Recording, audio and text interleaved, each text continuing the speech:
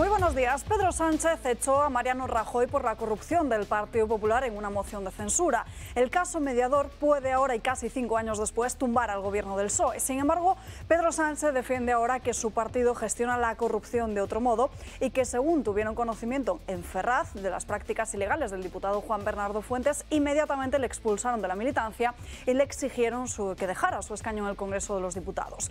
No han hecho lo mismo, no obstante, con el caso Azud, que salpica de lleno a Ximo Puig en la Comunidad Valenciana. Se ampara el presidente en los estudios e informes del CIS que muestran cómo la corrupción ha dejado de ser una de las principales preocupaciones para los ciudadanos. Estudios manipulados, como saben, a gusto de Moncloa. Todo ello sin contar que lo que inquieta a los ciudadanos ha pasado a ser la economía y el estado de bienestar que este gobierno se está cargando. Gobierno que podría estar salpicado por esta trama de cobro de mordidas con la que costeaban hoteles lujosos, mariscadas, prostitutas y cocaína.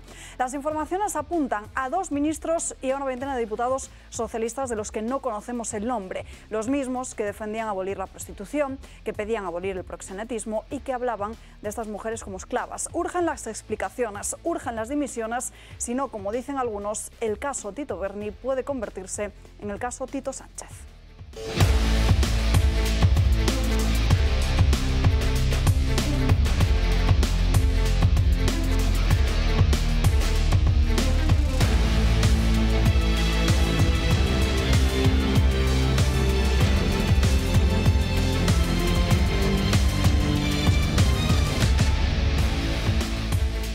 Comenzamos el martes aquí en Dando Cañas, muy pendientes de la rueda de prensa después del Consejo de Ministros. Tendremos que hablar del caso mediador que preocupa e inquieta en Ferraz, también de esa moción de censura que registró ayer por la mañana Vox en el Congreso de los Diputados y, por supuesto, de esa ley del sí es sí, después de que conociéramos cómo el Consejo General del Poder Judicial cifra más de 600 los agresores sexuales que se han beneficiado por esta norma de Irene Montero. Saludamos a los invitados que nos acompañan hoy. José Manuel García Margallo, muy buenos días. Hola, buenos días, muy bien. ¿Qué te preocupa de la situación que estamos viviendo con el caso mediador? Bueno, es que solo tenemos hasta las 2 y no me daría tiempo a decir todas las cosas que me preocupan, o sea que las iremos desgranando una a una según tu sabia dirección. Sin duda. Patricia Sanz, muy buenos días. ¿Qué tal, Alba? Buenos días. Bueno, yo sí me voy a atrever a mojarme un poquito. A ver, yo creo que nos encontramos ante una trama de corrupción que podríamos decir que está institucionalizada. No es una cuestión que afecte a una sola comunidad autónoma más, después de Andalucía, Comunidad Valenciana, Aragón, Madrid, ahora Canarias, sino que afecta en este caso al máximo responsable de una organización política. Pues a su cargo están varios diputados, por ahora que se sepa 1, 2, podrían llegar hasta 15, han dicho otras informaciones, como es el señor Pedro Sánchez, ¿no? Me ha sorprendido mucho en algunos medios, como por ejemplo El País, leer hoy que Juan Bernardo Fuentes, al que ya conocemos más como Tito Berni, era víctima de una corrupción, cuando leyendo el sumario de la juez que está llevando esta investigación, le califica como el máximo responsable de esta trama, cuando ya han salido a la luz en ese sumario mensajes de teléfono móvil mediante los cuales, bajo ese seudónimo de bolígrafo, pide pagos de 5.000 en 5.000 euros y, en definitiva, una juez que además pide pues que no se acometa esa libertad provisional. Cree que hay peligro de que rompa esas pruebas que pueden seguir incriminando a Tito Berni, ¿no? Por tanto, el hecho de que nos encontremos ante esta gigantesca trama, yo me pregunto dónde está esa tolerancia cero con la que Pedro Sánchez se institucionalizó, se invistió, casi podríamos decir, presidente del Gobierno. ¿Por qué llevaba meses preparando la rebaja de la malversación, de la cual ahora 2 exaltos cargos, en el caso ERE, podrían verse beneficiados? Y quién sabe Dios si también en este caso mediador. Y por último, ¿no?, lanzo una última pregunta. ¿Va a intentar retrasarlo todo lo posible Pedro Sánchez para evitar esta debacle, no solo mediática, ¿no?, de su partido, sino por esta terrible corrupción que una vez más asola a los partidos políticos de España de cara a las elecciones de este año? Rocío de Mer, muy buenos días, ¿qué tal? Muy buenos días, Alba, encantada de estar con vosotros y profundamente avergonzada, ¿no?, con las últimas informaciones que hemos conocido en torno a este caso, ¿no?, en torno al caso mediador. Profundamente avergonzada, además, de compartir de alguna manera ese espacio, ¿no?, esa bancada con individuos que han utilizado a los españoles de esta manera, ¿no?, de esta manera tan, iba a decir vulgar, ¿no?, pero ni siquiera vulgar, es aparte de vulgar, es algo como inconcebible, ¿no? El haber convertido la sede de la soberanía nacional en un auténtico lupanar en torno a intereses, además, en fin, es que ni comprensibles, ¿no? O sea, intereses absolutamente sórdidos y difíciles de mirar a la cara, ¿no? Es una absoluta vergüenza que se haya utilizado, además, los fondos europeos para convertirlo de nuevo en una trama clientelar de beneficiados y beneficiarios. Es de una sordidez tremenda que no tengo, es que no tengo ni las palabras de verdad de expresar la profunda vergüenza que siento de haberme podido cruzar con individuos que verdaderamente han utilizado su sillón representando a la soberanía nacional para intereses como estos, ¿no? Vamos a ver cuáles son las últimas novedades en el caso Mediador y ahora pasamos al debate de la mesa porque esta misma mañana Antonio Navarro Tacoronte, como saben, el intermediario de este caso Mediador, ha sido entrevistado en otro medio de comunicación y ha explicado cómo se orquestó esa primera cena con 15 diputados del Partido Socialista. A toda costa las transferencias estaban casi prohibidas hasta un punto que, como no pasa nada, lo tenemos todo controlado, hagamos transferencia a las cuentas personales también. El primer negocio que se lleva a cabo, uno de ellos, y es el más importante, era que instalar placas solares en todas las ganaderías de Canarias, en todas. El señor Antonio Bautista Prado monta una empresa en Canarias bajo la tutela de Juan Bernardo del sector fotovoltaico. ¿Vale? Y me propone que quiere llegar a Península, que ya que está instalado en Canarias ahora, pues que quiere crecer un poco más en Península. Muy bien. Con esto quiero decir, yo no soy nadie para convocar a 15 congresistas. ¿Qué es lo que quiero decir?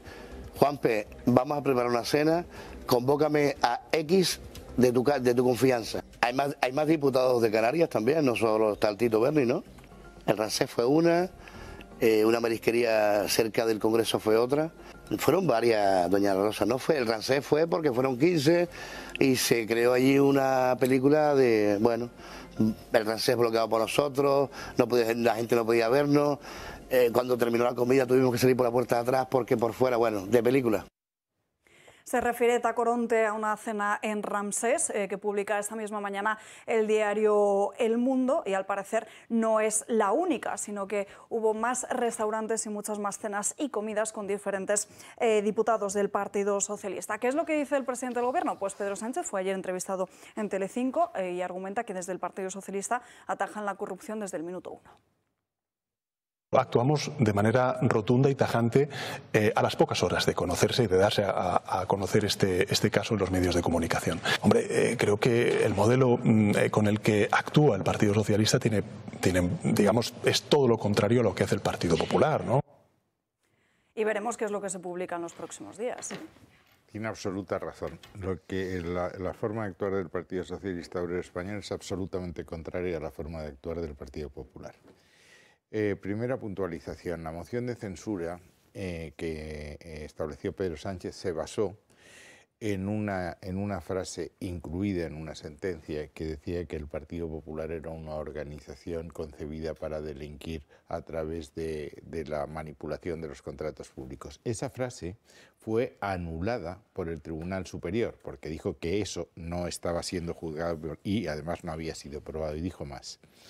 Que lo que se deducía de lo que había ocurrido es que el Partido Popular era beneficiario a título lucrativo, expresión que es contradictoria, incompatible con la de ser cómplice del delito o conocedor del delito. Por tanto, la primera puntualización. Segundo, las diferencias entre la actuación del Partido Popular y el Partido Socialista, habiendo casos deleznables en los dos lados, es muy importante. El Gürtel, que ha sido la mayor trama que ha tenido el Partido Popular en toda su historia, fueron exactamente 120 millones de euros, que está fatal. Pero es que los ERES fueron 680 millones de euros, faltan 139 casos particulares y hay 300 investigados, es decir, la mayor trama conocida nunca en España. Forma de actuar del Partido Popular y el Partido Socialista. En el Partido Popular la investigación se hizo libre de cualquier traba y los que habían metido la mano en la caja están en la cárcel, cosa que no ha ocurrido con gran parte de los implicados del Partido Socialista. Y lo más importante, cuando se produce el escándalo de los ELES, la Junta de Andalucía, en el año 2016, aprueba que la Junta se retire como parte perjudicada del proceso. ¿Qué quiere decir esto? Que no se puede recuperar un euro de los que se habían robado, porque la ley de enjuiciamiento criminal dice que cuando la parte perjudicada se retira solo se puede ejercitar la acción criminal y no la acción civil.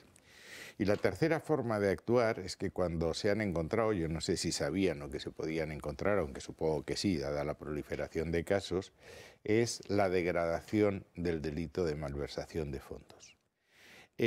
Ha sido una decisión muy difícil de tomar para un gobierno. Didier Reynders, que es el comisario de Justicia, ya había dicho mucho antes de que viniese esta Comisión Europea que la Unión Europea estaba preocupada por el tema de la malversación.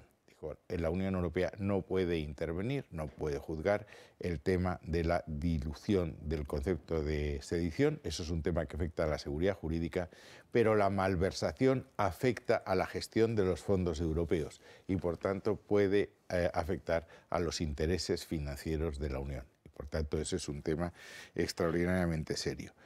Y yo, Rocío, en el tema de los fondos europeos estoy completamente de acuerdo. Yo lamento la votación que se produjo con la abstención de tu partido, que fue el momento en que el gobierno podía haber caído.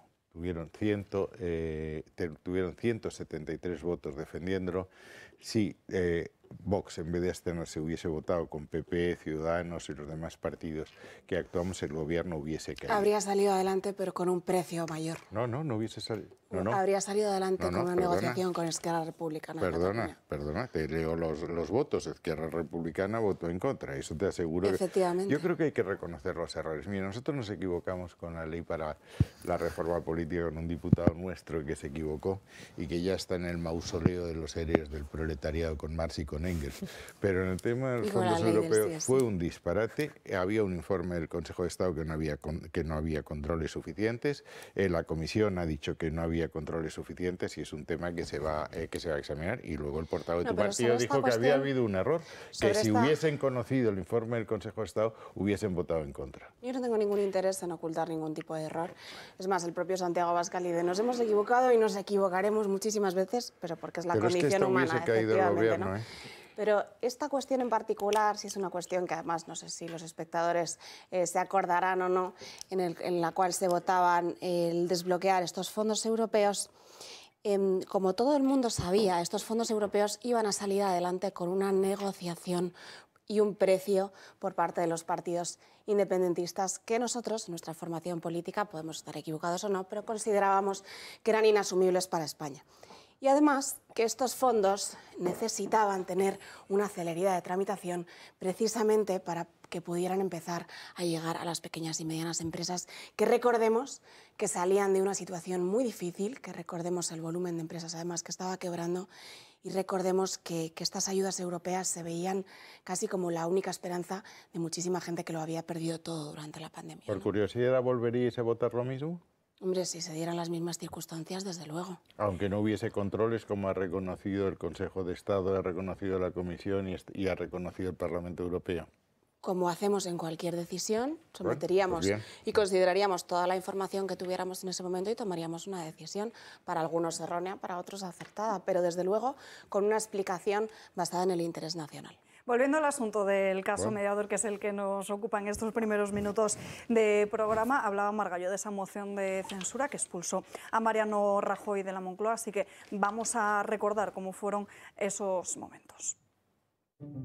¿Se acuerdan de la moción de censura que hizo caer al gobierno de Mariano Rajoy después de que el Partido Popular fuese condenado por financiación irregular de sus campañas electorales de 2007 y 2008? Sí, la famosa trama Gürtel. Pues bien, el presidente investido por aquella moción ha sido el mismo líder socialista que desde entonces hasta ahora ni ha dimitido ni ha perdido la confianza de la mayoría parlamentaria. Y todo ello a pesar de dirigir un partido condenado o investigado por los peores casos de corrupción de la democracia, como el caso ERE de Andalucía y los 680 millones de euros malversados por el PSOE al frente de la Junta entre 1980 y 2018, y cuyos exaltos cargos podrían verse ahora beneficiados por la reforma de la malversación. El caso Azud en la Comunidad Valenciana por el presunto pago de comisiones ilegales a cargos públicos del PSOE entre 1999 y 2013 y que podría hacer perder a Ximo Puig las próximas elecciones autonómicas. El pago en 2021 de más de 250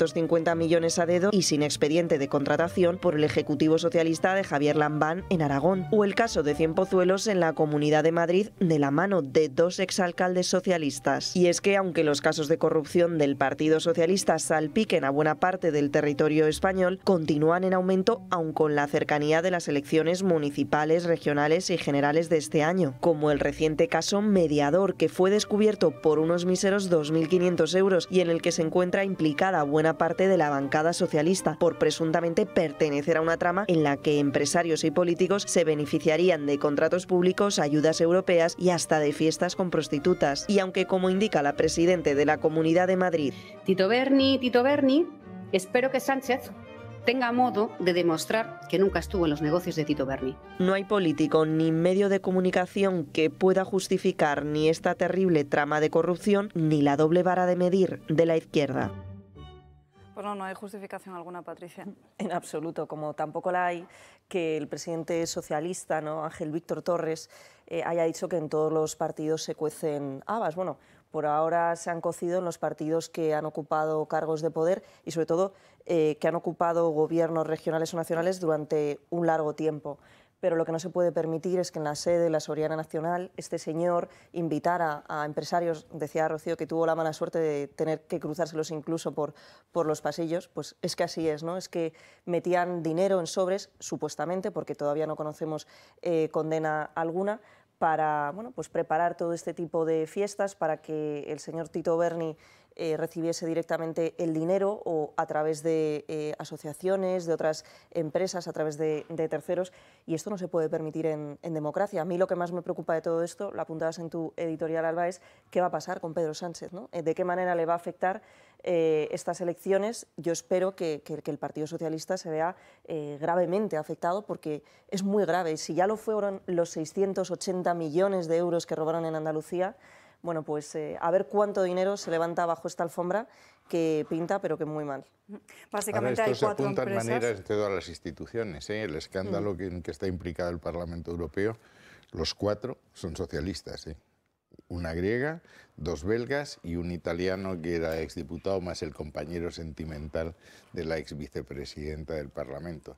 Es decir, esto es extraordinariamente serio y yo espero, y luego es de un mal gusto, esto de la exhibición en lencería masculina es muy propio del PSOE. Yo recuerdo la foto, vosotros erais muy jóvenes, del exdirector general de la Guardia Civil, que salió también en calzoncillos después de haberse llevado la hucha destinada a los niños, a los huérfanos de la Guardia Civil. ¿Os acordáis de aquella historia? Vuelve a haber implicado otro exgeneral de la Guardia Civil, por desgracia, porque la operación conjunta es entre Policía Nacional y Guardia Civil, pero de verdad que es una pena.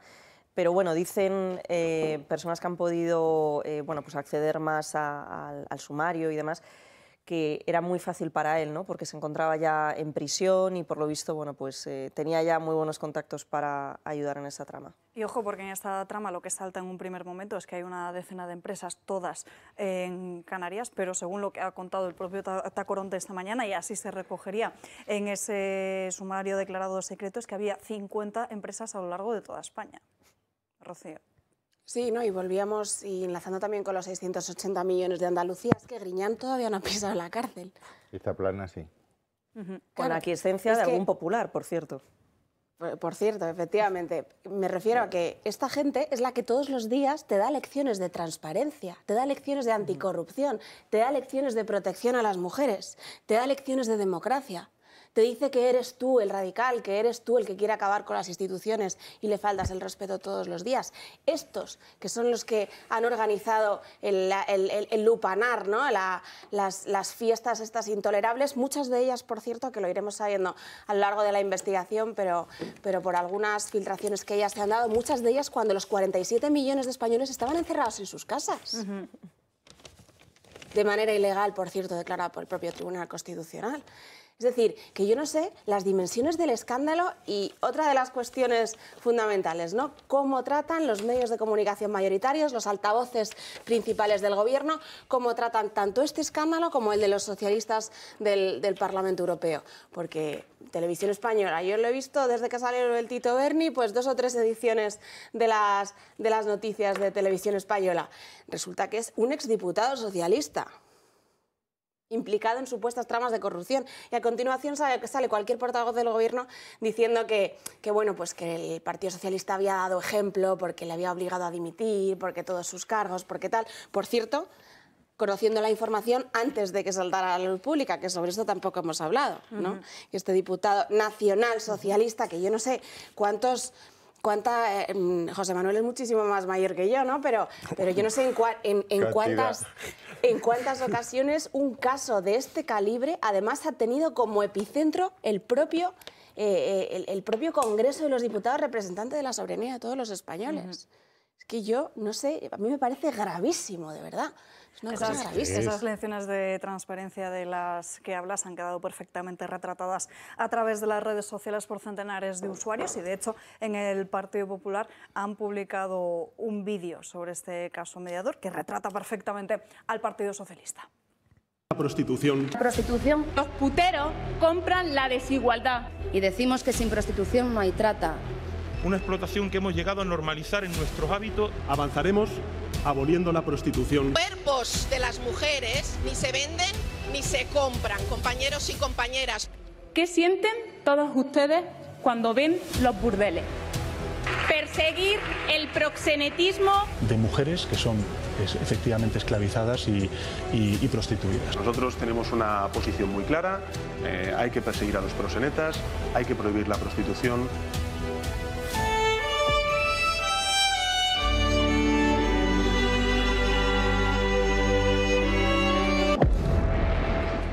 Muchas gracias. Pues el propio Juan Bernardo Fuentes, que aplaudía en ese Congreso de los Diputados dentro del hemiciclo, luego se iba de fiestas con prostitutas. Ojo también a lo que se cuenta en este sumario, que lo desvela además esta misma mañana Voz Populi, cómo se sitúa también, cómo sale el nombre de José Luis Rodríguez Zapatero. Al parecer, uno de esos empresarios imputados en esta trama de amaño de subvenciones se vanaglorió de que el expresidente del Gobierno se interesó por una de las viviendas que él vendía en territorio canario. Patricia. No sé, bueno, yo es que me quedo, la verdad, sorprendida. Poco más que añadir. Aquí se conocían todos. Es imposible que Tito Berni intente ocultar que él era el líder de esta trama. Además, también hay implicaciones o vinculaciones hasta familiares, ¿no? El sobrino de la otra persona. Bueno, en fin, están todos en el ajo. Y, por suerte, me reitero, esperemos que conozcamos algún dato más. Y me reitero también en el sumario, lo poquito que se ha podido conocer de la juez, que insiste en que este señor tendría que estar en prisión, porque puede continuar con la destrucción de pruebas.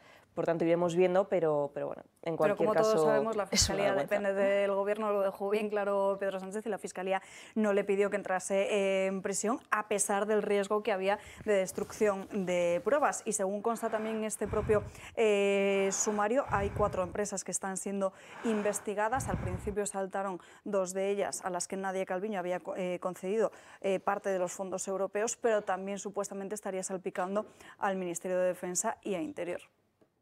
Y por cierto, Tito Berni, que no era un diputado, para el que lo pueda pensar, un diputado raso. Bueno, hay diputados con mayor o menor papel o mayor o menor relevancia dentro de sus propias organizaciones o no relevancia, sino responsabilidad, ¿no? Tito Berni era el vicepresidente de la Comisión de RTVA del Congreso de los Diputados. Es decir, estaba en el epicentro de la comisión precisamente designada para tratar todos los asuntos relativos a los altavoces mediáticos del Gobierno. O sea, que no era uno más. El Tito Berni era un peso dentro del Partido Socialista, y aunque ahora el Partido Socialista se quiera desligar de él, aunque ahora todos los diputados se dediquen a borrar todos los tuits de hace 2 meses en torno a la prostitución, ¿no? Y quiero recordar además el tuit de Andrea Fernández, la portavoz del partido, no sé si lo tendréis por ahí o no, la portavoz del Partido Socialista en Igualdad, que decía: en España uno de cada 3 hombres paga por violar a una mujer, ¿no? No sabemos si eso es cierto, lo que sí sabemos es que 1 de cada 3 miembros del Grupo Parlamentario Socialista efectivamente paga por violar a una mujer. Lo que habría que ver también, que es importante, si estos diputados del Partido Socialista no solo eran conocedores, sino también partícipes de esta propia trama de mordidas, ¿eh? Y de hecho lo que dice el propio Tacoronte es que señala algunas provincias, el diputado por Sevilla, el diputado por Navarra, solo hay un diputado del Partido Socialista por Navarra, y además las redes sociales también están señalando a otro diputado por el propio Partido Socialista de Cataluña. Así que tendremos que ver si en Ferraz finalmente a lo largo de las próximas horas se pronuncian sobre este asunto, o incluso hay dimisiones dentro de Ferraz, porque al final los medios de comunicación tienen la información, los que han podido acceder a este sumario, y es más que evidente que en los próximos días se va a publicar. Bueno, otra cuestión, nos vamos hasta Cantabria. Ahora les contábamos la semana pasada esa trama de corrupción desarticulada por amañar contratos, pues ahora publica el diario El Debate cómo el gobierno de Revilla adjudicó casi 9 millones de euros a dedo a esta trama. Se publica en este digital todos los expedientes de contratación que la Consejería de Obras de Cantabria ha firmado con este grupo de empresarios implicados en el escándalo de corrupción. Bueno, pues esto contradice al propio Pedro Sánchez de que la corrupción sigue siendo una preocupación y no solo afecta a Canarias, sino también a la Comunidad Valenciana o a Cantabria con el partido de Revilla. Y además lo hemos comentado muchas veces,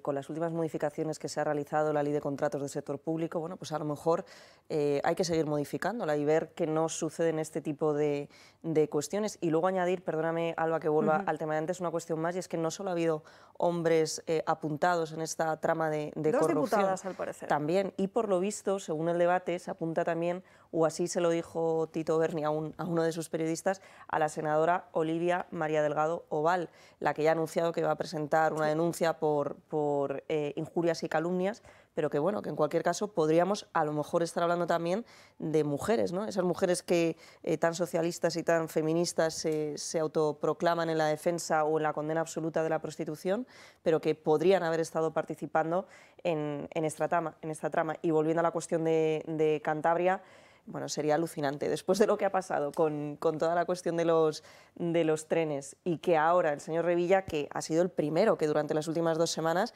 ha estado señalando absolutamente a todos los dirigentes socialistas, que ahora fuese él uno de los directamente o indirectamente implicados en nada menos que casi 9 millones de euros. A ver si ahora sale a dar las explicaciones que no dio cuando le pillaron en las terrazas por el COVID. Sí, porque además estas licitaciones en concurso público también se habrían producido durante la pandemia del coronavirus. Lo de Revilla, además, lo que es curioso es que alegue absoluta ignorancia de lo que pasó con la adjudicación de los trenes a CAF. Es decir, siendo un tema tan importante para su comunidad, que lleva un retraso histórico, que no hubiese seguido eso al día, al segundo. Es decir, si hubiese sido el presidente de Cantabria, hubiese estado pendiente de la licitación, de la adjudicación, de los plazos de entrega, etcétera. No manifestar una enorme sorpresa de que los trenes no caben en los túneles, lo cual parece que es un defecto bastante obvio y bastante evidente, ¿no? Bueno, pero es que en la Comunidad Valenciana también han hecho unos trenes demasiado pesados, ¿eh? Bueno, no, sí, esto va como va. Lo de los trenes no se les da muy bien, desde luego. No, de verdad que hay un refrán, me parece que es latino, que dice que quien los dioses quieren perder primero vuelven loco, ¿no? Cuando te empiezan a salir las cosas mal, ya esto no tiene marcha atrás, ¿no? Y al Partido Socialista, al expartido socialista, al partido de Sánchez, las cosas le empiezan a salir extraordinariamente mal, y ahora va a haber una acumulación de noticias negativas importantes, porque todo el mundo se va a animar. Hay una película que es de Cayo Largo, de Humphrey Bogart, en que él está apoyado sobre la borda del barco y pregunta, dice, ¿los tiburones atacan? Dice, no. Pero cuando ven sangre destrozan, y aquí ya empieza a verse sangre en el Partido Socialista Obrero Español liderado por Sánchez, incluso en su propio partido, ¿eh? Veremos si la sangre llega al río entonces. Sí, claro que va a llegar al río. 12:30, nos tenemos que ir a una breve pausa de publicidad, apenas 2 minutos, y estamos de vuelta para seguir comentando otros asuntos que marcan la actualidad política del día. Estamos de vuelta andando caña, dejamos por el momento el caso mediador y la corrupción que salpica a diferentes comunidades autónomas a un lado, y nos centramos puramente en página política, porque ayer Vox se registró en el Congreso de los Diputados, lo contamos aquí en directo, esa moción de censura contra Pedro Sánchez. El presidente del gobierno, Pedro Sánchez, ha asegurado en las últimas horas que lo que le pasa al PP es que no se atreve a votar no, como se hizo en su día Pablo Casado. Porque con el señor Casado el Partido Popular votó que no a esa moción de censura, y con el señor Feijóo el Partido Popular va a pasar a la abstención. Recuerdo que el señor Casado entonces dijo aquello de: no es que no nos atrevamos, es que no queremos ser como ustedes. En fin, yo creo que hoy lo que está claro es, con esa manifestación de la abstención del Partido Popular a la moción de censura de Vox, lo que está claro es que hoy no se atreven a, digamos, rechazar esa moción de censura por parte de Vox. Llama mucho la postura del Partido Popular, no solo de Génova 13, sino también de otras formaciones políticas, como el propio Ciudadanos. Fue Inés Arrimadas quien pidió que se llevase a cabo una moción de censura, y es el propio Ciudadanos quien dice que ahora va a votar en contra. Sin fecha para la moción, el Partido Popular ya ha descartado alejarse de su plan. Nuestra posición sigue siendo la misma. Feijóo se ausentará del debate y todo su grupo mantendrá la abstención. En el momento de mayor debilidad del Gobierno, en el momento de mayor debilidad de Sánchez, Vox vuelve a acudir al rescate mediático del presidente Sánchez. Una moción, dicen los del PP, que solo va a servir para darle más alas a los de Sánchez en el último año de legislatura. Pero en la coalición discrepan. Y yo creo que el Partido Popular en esto, como en otras cuestiones, es lo que está haciendo: tirar la piedra y esconder la mano. El señor Feijóo, que hace un año asedió a la presidencia de su partido, ha terminado adelantando a Casado por la derecha. Y créanme que era difícil. La parte socialista del Ejecutivo insiste en otorgarle la máxima prioridad a la propuesta de los de Abascal. La moción de censura, desde luego, nosotros, como le digo, el Partido Socialista se va a sentar allí a debatir, y va a tener además la oportunidad, al menos así lo vamos a hacer nosotros, con toda la seriedad y con el máximo rigor. Nosotros sí vamos a explicar qué es lo que estamos haciendo. En Podemos defienden lo contrario. Bueno, pues es una puesta en escena ridícula, y que es verdad que no por ser ridícula no tiene por qué, no tiene que dejar de ser preocupante. La postura de los de Sánchez contrasta con la que defiende la mayoría de la parte socialista del Ejecutivo, y Ciudadanos apunta como el PP. Más que una moción, para mí es una conmoción para nuestro país. Eso es lo que es, una conmoción para España. No soluciona absolutamente nada. Los números no salen, insisten los de Feijóo, y se aleja cada vez más la posibilidad de que pueda haber un superdomingo electoral. Ese superdomingo electoral es el objetivo principal de Vox, aunque tendremos que ver también cuando el Congreso de los Diputados fija esa moción de censura, porque hay quien dice que quiere, desde el ámbito del Gobierno, hacerla cuanto antes, mientras que por otro lado dicen que quieren forzarlo a pegarlo al máximo a esas elecciones, porque al parecer en Ferraz se ven fuertes de cara a esta moción de censura y lo considera un balón de oxígeno, tal y como viene defendiendo el propio Partido Popular. Margallo. Vamos a ver, a mí de todo lo que he oído, me choca enormemente que le sorprenda tanto al presidente Sánchez que el Partido Popular se abstenga. Él, en la moción de censura que presentó Pablo Iglesias, se abstuvo, porque sostenía que había razones para criticar al gobierno, pero no le gustaba un gobierno encabezado por Pablo Iglesias. Eran los tiempos en que se sostenía que no podría dormir si metiese en el gobierno a Pablo Iglesias. Segundo, la moción de censura en la Constitución española, en el reglamento del Congreso, es una moción de censura constructiva. Es decir, en términos teatrales hay 2 actos, 2 protagonistas y 2 libretos. Hay un diputado, necesariamente un diputado, que expone las razones por las cuales hay que sacar al gobierno de su posición, que eso es la censura. Y una segunda parte en que el candidato a la presidencia del gobierno dice qué quiere construir, por eso se llama constructiva, cuál es el programa para España. En la historia parlamentaria española ha habido varias mociones de censura. Solo 2 han tenido éxito. Una, la que planteó Pedro Sánchez porque desalojó al gobierno y le permitió ocupar Moncloa, primer éxito, y la otra, Felipe González en 1980, en que no consigue desalojar al gobierno, pero sirve para lanzar la imagen de Felipe González como un líder presentable. Habían renunciado al marxismo, estaban muy próximos del atlantismo y querían presentar al candidato. Y desde luego aquella moción de censura fue el primer paso para la victoria electoral en 1982 por 202 escaños.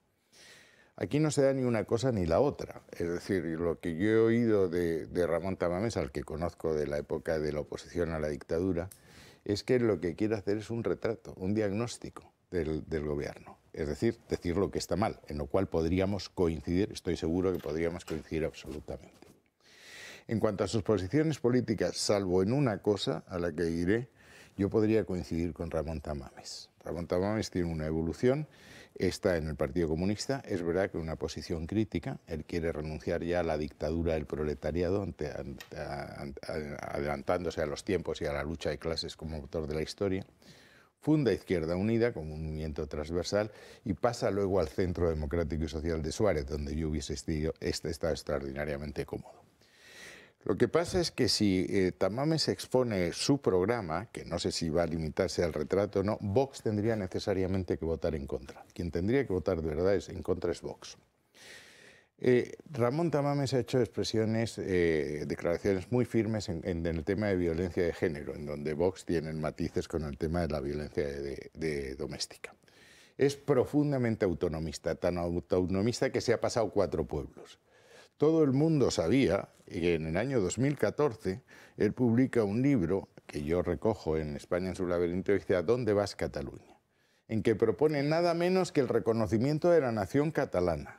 Temas menores, como el traslado del Senado a Barcelona, la creación de un Ministerio de Cuestiones Territoriales, temas mayores, como un límite a la solidaridad interterritorial al 4% del Producto Interior Bruto de Cataluña, que ha sido siempre la reivindicación de los nacionalistas catalanes al grito de España os roba, es decir, solidaridad sí, pero limitada, cuando la solidaridad es el fundamento de cualquier nación. Es decir, una nación es un entorno de solidaridad o cohesión o no es nada. Es profundamente europeísta. Es catedrático Jean Monnet, cuando Vox, y en el grupo parlamentario, en el Parlamento Europeo, en que están sentados, son soberanistas, muy reacios a la cesión de competencias, a compartir soberanía, y es profundamente multilateralista, y sus últimas intervenciones públicas, salvo que haya alguna que a mí se me haya escapado, era el gran defensor del cambio climático. Entonces, todo esto me choca cómo se combina con Vox. Es decir, una moción de censura, insisto, constructiva, sirve o para ganarla o para lanzar a tu líder como el futuro candidato a la presidencia. Traer a un tercero, que además está en tus antípodas ideológicas, pues no se entiende. Y yo coincido con Semper, con el que tengo muy buena amistad, en que, hombre, cuando tu adversario se está equivocando, no le distraigas. Y ahora se estaban equivocando en todo, en CSI, en la ley trans, en los temas de corrupción, en el tema de los fondos europeos y tal. Sacar este tema ahora es distraer la atención de lo que teníamos que hacer y le va a permitir a Sánchez tener más votos que tuvo en la moción de censura y en la investidura. Por tanto, no logro entenderlo, pero lo he preguntado a mis amigos de Vox, estoy encantado que esté aquí Rocío. El cómo se combina ahora con Vox Ramón Tamames nos lo va a responder mucho mejor Rocío, no, pero Margallo, ¿no crees que nos equivocamos a la hora de analizar tanto al candidato y no el objetivo que se persigue? Porque al final lo que están diciendo desde Vox es que lo que quieren es esta moción de censura para convocar elecciones cuanto antes, que fue también el mismo argumento que usó Pedro Sánchez en 2018. Para ese viaje no necesitan alforjas. Es decir, cualquier diputado o incluso cualquier militante de Vox se sube a la tribuna y dice, si ustedes me dan la confianza, mañana convoco elecciones. No hacía falta todo este circo. Es que, verás, decía Santo Tomás, yo soy demócrata cristiano, que nunca puedes defender la fe con argumentos que se traduzcan in risus infidelium, es decir, en la risa o el pitorreo de los infieles. Y aquí va a haber un pitorreo con lo de Ramón Tamames del demonio, que yo no sé cómo va a terminar, porque Ramón, al que insisto, es una persona brillantísima, con una cabeza espléndida, pero con unas ideas muy particulares, y es un poco verso suelto también, es decir, y dirá lo que se le ocurra. Y si dice lo de la nación catalana, yo ya no quiero mirar la cara de los diputadas, diputadas de Vox en ese tema. Pero si Rocío me lo explica, encantado, porque he hablado con mis amigos, digo, oye, ¿lo entendéis? Y me dijeron, no. Digo, bueno, voy a estar en el Toro, que es la mejor tertulia intelectual española, estoy seguro que lo entenderé. Desde luego, yo con todo mi cariño te explico nuestra posición. Venga. Vamos a ver. En primer lugar, una aparente contradicción que no es una contradicción, no es tal. Es decir, evidentemente las posiciones, la trayectoria profesional, la trayectoria política, la trayectoria académica del señor Tamames, de nuestro candidato, no es necesariamente coincidente ni con los postulados de Vox, ni con el programa de Vox, ni es afiliada a Vox, ni pertenece a nuestro partido político, ni nada que pueda ser asimilable. Es decir, que esta aparente contradicción no es una contradicción, es algo de lo que ya partíamos desde Vox. Es decir, nuestra premisa fue presentar a una persona que no perteneciera a nuestro partido. Si nosotros quisiéramos que subiera a la tribuna un presidenciable que fuera a exponer el programa político de Vox, ¿habría subido a Santiago Abascal? Claro, pero no era la intención. ¿Por qué? Porque cuando se anuncia esta moción de censura, como cuando se anunció la anterior, lo primero que se hace es tender la mano. Y es tender la mano, en primer lugar, al Partido Popular, que constantemente nos niega las manos tendidas, aunque sea para algo que ellos consideran tan grave, o por lo menos dicen considerar tan grave, como sea echar a Pedro Sánchez de la Moncloa. En segundo lugar, ¿cuál es el objetivo de una moción de censura? Usted ha expuesto lo que a su juicio es el objetivo de una moción de censura. Pero vámonos al reglamento del Congreso de los Diputados. Vámonos al artículo 175.1 del Congreso de los Diputados. El Congreso de los Diputados puede exigir responsabilidades políticas al Gobierno mediante este instrumento, mediante la moción de censura. Es decir, que hay una previa por la cual la moción de censura, en primer lugar, sirve para exigir responsabilidad política a un gobierno. Estamos hablando de un gobierno que además ustedes permanentemente y todos los días consideran tan grave. Un gobierno que encerró a 47 millones de españoles de manera ilegal. Un gobierno que rebaja condenas a más de 600 violadores y pederastas sin reformar la ley, pudiendo reformar la ley. Es decir, puede mañana no reformarse ninguna condena y no salir nuevos violadores y pederastas a la calle si quisiera este gobierno, pero no quiere.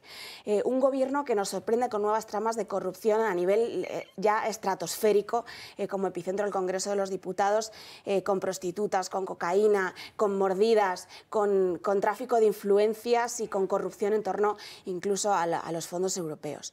Un gobierno que ustedes todos los días dicen que es un gobierno que hay que echar de la Moncloa.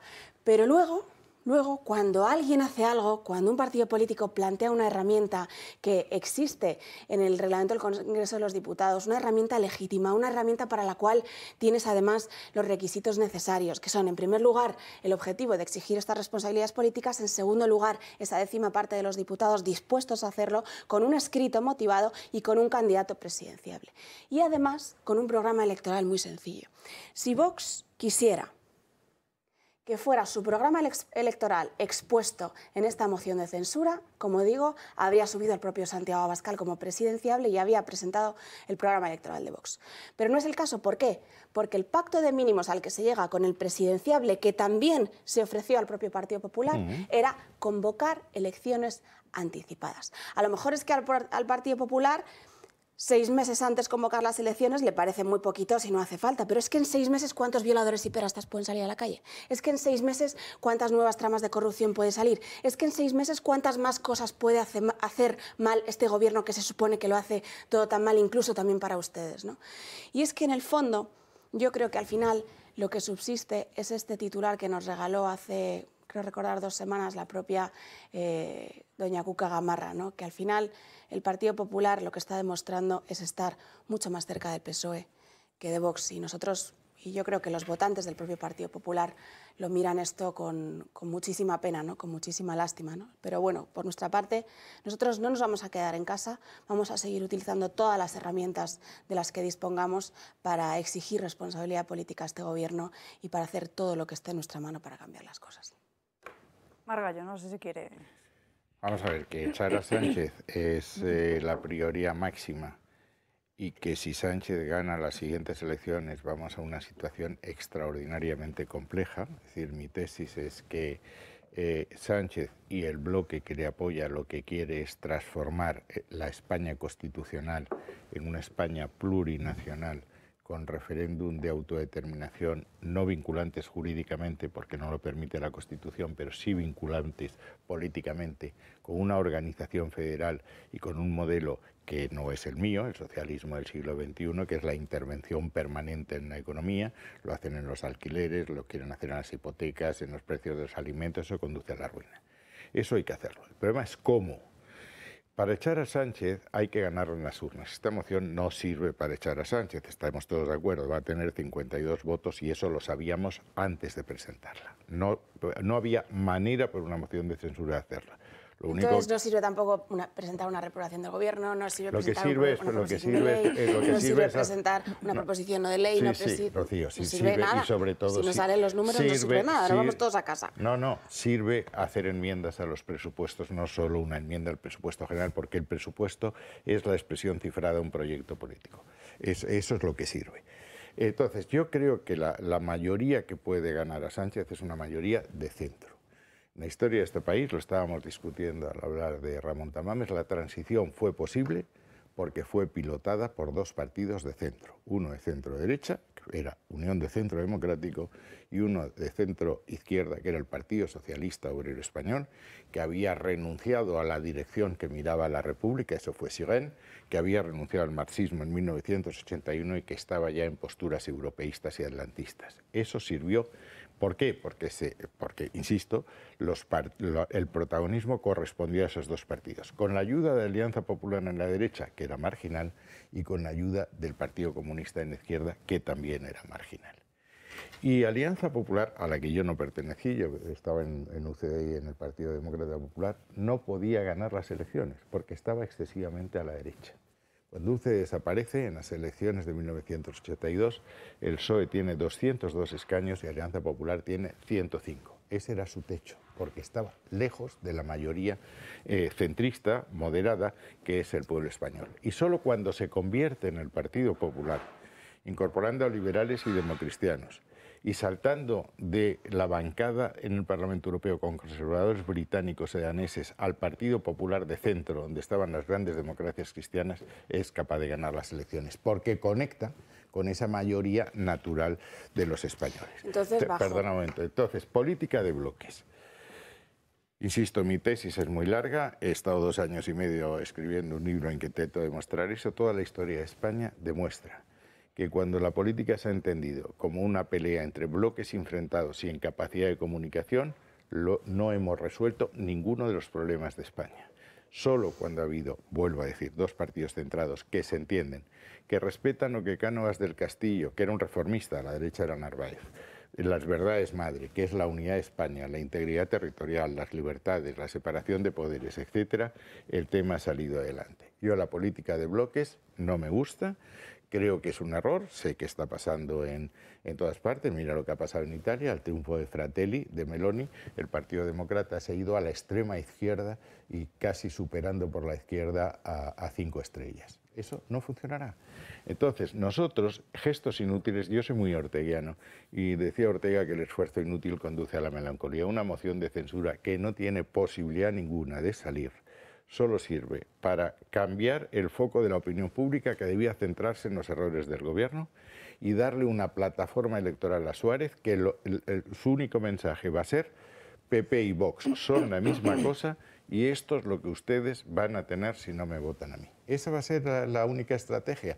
Y todo el discurso de Sánchez, te lo digo ya, son 3 partes. Y es que es decir, mire usted, yo he sufrido las mayores tragedias que ha sufrido ningún gobernante nunca, el COVID y la guerra de Ucrania. He gestionado la economía mejor que nadie, pues entonces hablan del crecimiento mayor, de inflación, ignoran el índice de malestar social, que es el más alto de Europa, el paro juvenil, que no crecemos en 16 años.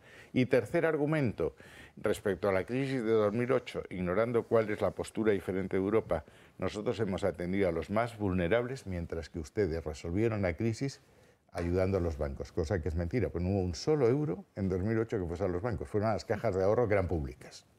Pero ese es el argumento. Esto va a servir para darle un balón de oxígeno en un momento en que tienen la coalición descuartizándose dentro, tienen a una gran parte de los varones socialistas queriéndose alejar de Sánchez. La entrevista de Lambán ayer fue muy llamativa. Sé lo que piensa Ximo Puig, sé lo que piensa Page, y están esperando a la caída de Sánchez para recomponer un partido socialista que España necesita. Bueno, Ximo Puig no está libre de pecado, ¿eh? No, lo que estoy diciendo es su postura respecto a Sánchez, su opinión sobre Sánchez.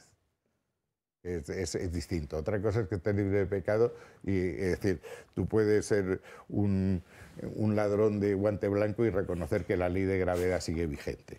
Rocío. Con todo mi respeto, José Manuel, el argumento utilitarista yo creo que los españoles lo entienden. ¿Utilitarista? Sí, que los españoles lo entienden perfectamente. Si tú tienes un partido político que no te dan los números, entonces ¿para qué te vas a presentar a las elecciones? ¿Para qué vas a querer cambiar las cosas? Claro, desde luego que para intentar ganarlas, pues para eso también se presenta esta moción de censura. ¿Para qué vas a presentar una reprobación al gobierno si tampoco te dan los números? Si no se puede ganar. Bueno, si acabas de decir antes, si tienes un partido político que no te dan los números y no sabes si vas a ganar o no, bueno, pues tienes que intentar configurar una mayoría para poder ganar y poder aquí sí sabes que no vas a ganar. A este poder. Bueno, pues no lo sabes. Bueno. Si el programa electoral es convocar elecciones anticipadas, ¿usted piensa verdaderamente que todos los diputados... No me llame usted, que ya soy mucho mayor que tú. Pero vamos, yo te he puesto ahora una cena, una comida donde tú quieres, que hay 52 votos, punto. Que todos los diputados... 52. Yo no sé los votos que habrá porque no sé qué disciplinas de partidos se van a aplicar en concreto en cada caso. Pero ¿usted verdaderamente piensa 52. Que todos los diputados del Partido Popular no estarían a favor de adelantar las elecciones al próximo 28 de mayo? Si es que para eso tienes que ganar la programa electoral con el que se presenta la candidatura del señor Tamames, la convocatoria anticipada de elecciones, que además no supondría mayor coste para los españoles, porque estamos hablando de una fecha en la que ya además va a haber elecciones, por lo tanto van a confluir varios procesos electorales al mismo tiempo. Los votos posibles, si me dejas explicarte, los votos posibles en el mejor de los casos serían los votos del Partido Popular, los votos de Ciudadanos y los votos de Vox. Y entonces, ¿para qué presenta el Partido Popular reprobaciones a ministros? ¿Para qué presenta el Partido Popular reprobaciones a Sánchez? ¿Para qué presenta el Partido Popular proposiciones no de ley? ¿Para qué presenta el Partido Popular proposiciones de ley? Cuando me dejes hilar, ¿por qué no se queda el Partido Popular en su casa? Si es que los números tampoco le dan nunca al Partido Popular, ¿por qué no se queda en casa? Vamos a ver. ¿Cuántas enmiendas presentasteis a los presupuestos generales del Estado? Nosotros hicimos una enmienda a la totalidad bastante justificada, además que no queríamos participar en la pantomima de los presupuestos generales del Estado. Bueno, hombre, bueno, es igual. Yo creo que... Vamos, yo creo que no está relacionado con lo que estamos hablando. Sí, ahora. Es que el presentar enmiendas a los presupuestos generales del Estado es un esfuerzo pero vamos a volver, útil. Vamos a volver yo es que si no, al inicio, porque no me estás enredando. Porque no me dejan me estás enredando, José Manuel, y hay que volver al inicio. Y el inicio es que usted, que tú, perdón, que no quieres que te llame de usted, has argumentado lo de siempre. La razón utilitarista por la cual, si no dan los números, pues ¿para qué? ¿Para qué? ¿Para qué vamos a hacer nada? Pero que esa razón se cae por su propio peso. Los españoles no la entienden. Si esto sirve para distraer la atención de los graves problemas que tiene el Partido Socialista Obrero Español. Segundo, si sirve para darle una plataforma... Distraer los problemas de corrupción del Partido Socialista. Pero sí, es precisamente uno de los motivos por los cuales se les va a exigir responsabilidad política. Yo voy a alegar discriminación de género, porque soy el único hombre y no logro hablar. O sea que la pobre Patricia tampoco. La pobre Patricia no ha ni hablado, o sea que... Estamos viendo la lucha del Partido Popular y Vox. No, si no hay ninguna lucha, es decir... Sí, sí hay una lucha, José María, porque el tema es que... perdóname, porque cuando tuviste la oportunidad de votar en contra de la primera moción contra Pedro Sánchez, no solo Pablo Casado votó en contra, sino que además dirigió un insulto casi personal hacia Santiago Abascal. Y ahora que tiene la oportunidad el señor Alberto Núñez Feijóo, ¿no?, de posicionarse, pues por lo menos en contra del gobierno, ¿no? Y por lo menos... En contra del gobierno y a favor de un candidato que está apoyado por Vox. Un candidato que por cierto, ha decidido no presentar a Alberto Núñez Feijóo. Son proyectos distintos. Pero una coincidencia con la cual se presenta la moción de censura, que se ha dicho por activa y por pasiva.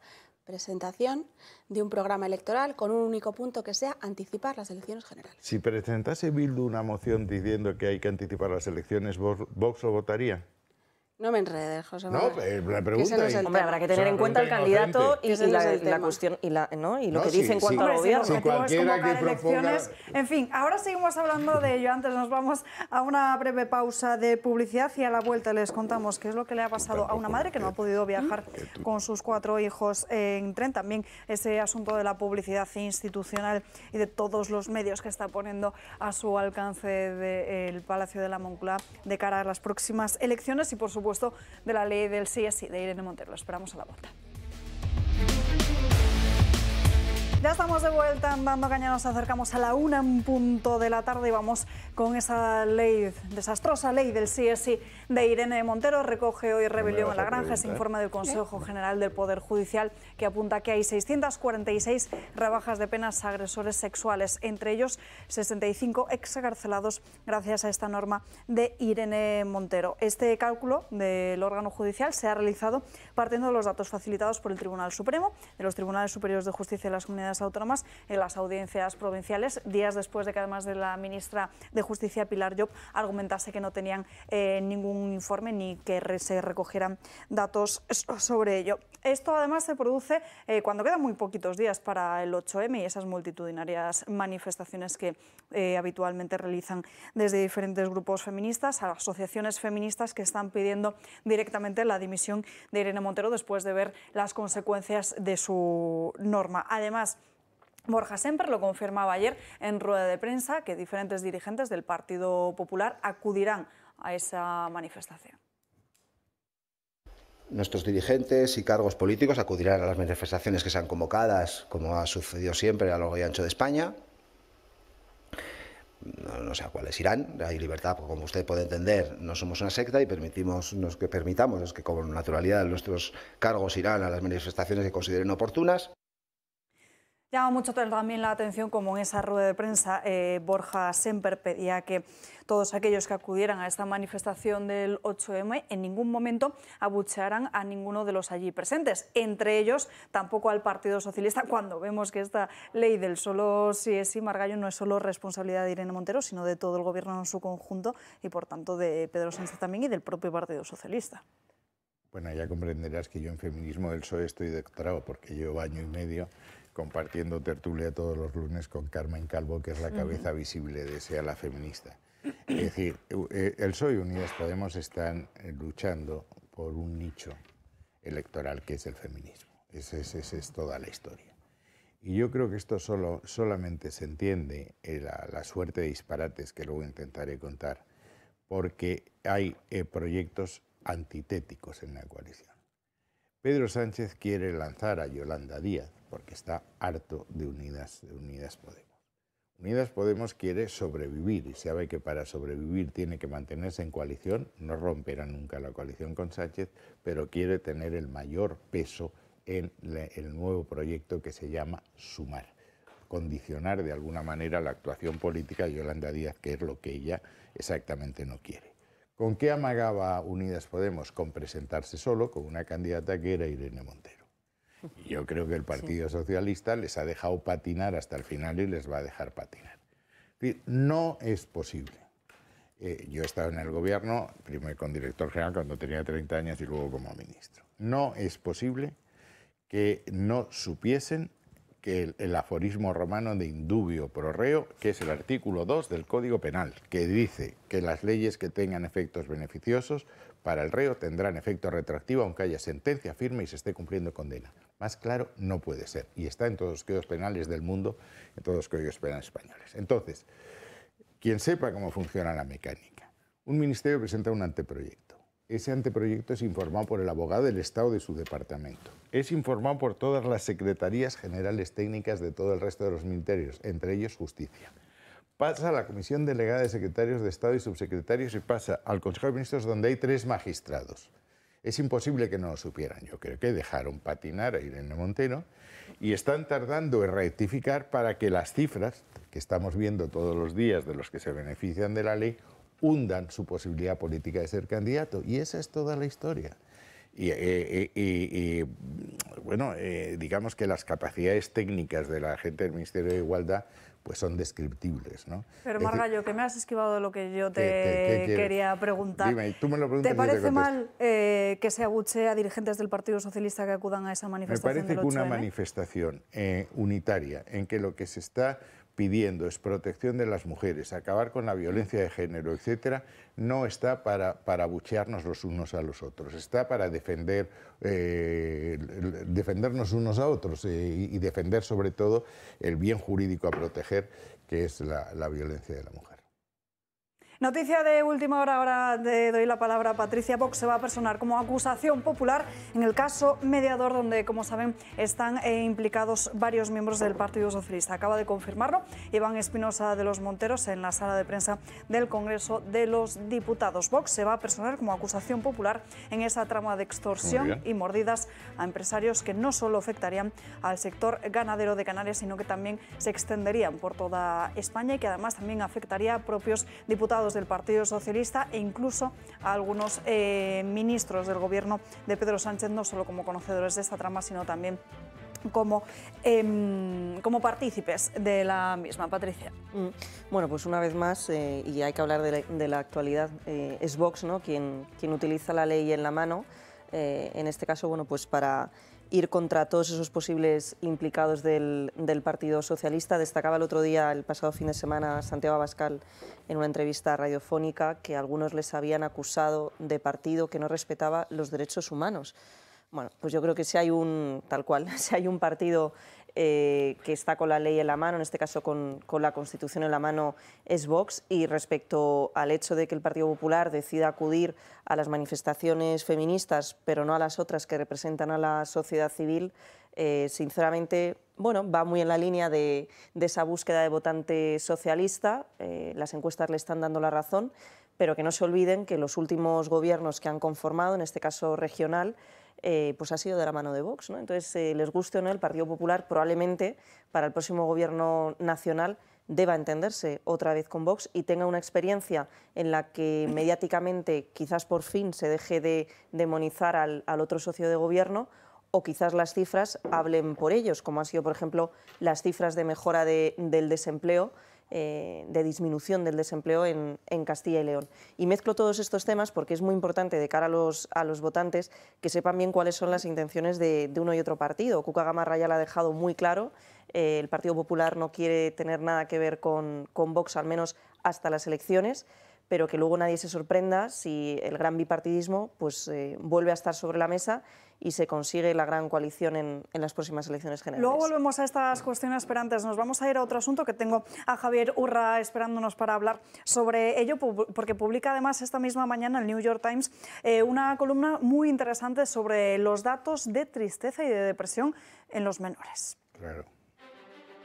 Desde hace no mucho, la salud mental ha dejado de ser un tabú en casi todas las sociedades, al igual que las enfermedades y problemas mentales. Y gracias a esto se han realizado numerosos estudios para estudiar la salud mental de las personas. Pero un estudio realizado en Estados Unidos ha dejado entrever un drama social. Los adolescentes estadounidenses están realmente tristes y depresivos, siendo cada vez más propensos a tener pensamientos suicidas. Pero ¿cuál es realmente la razón?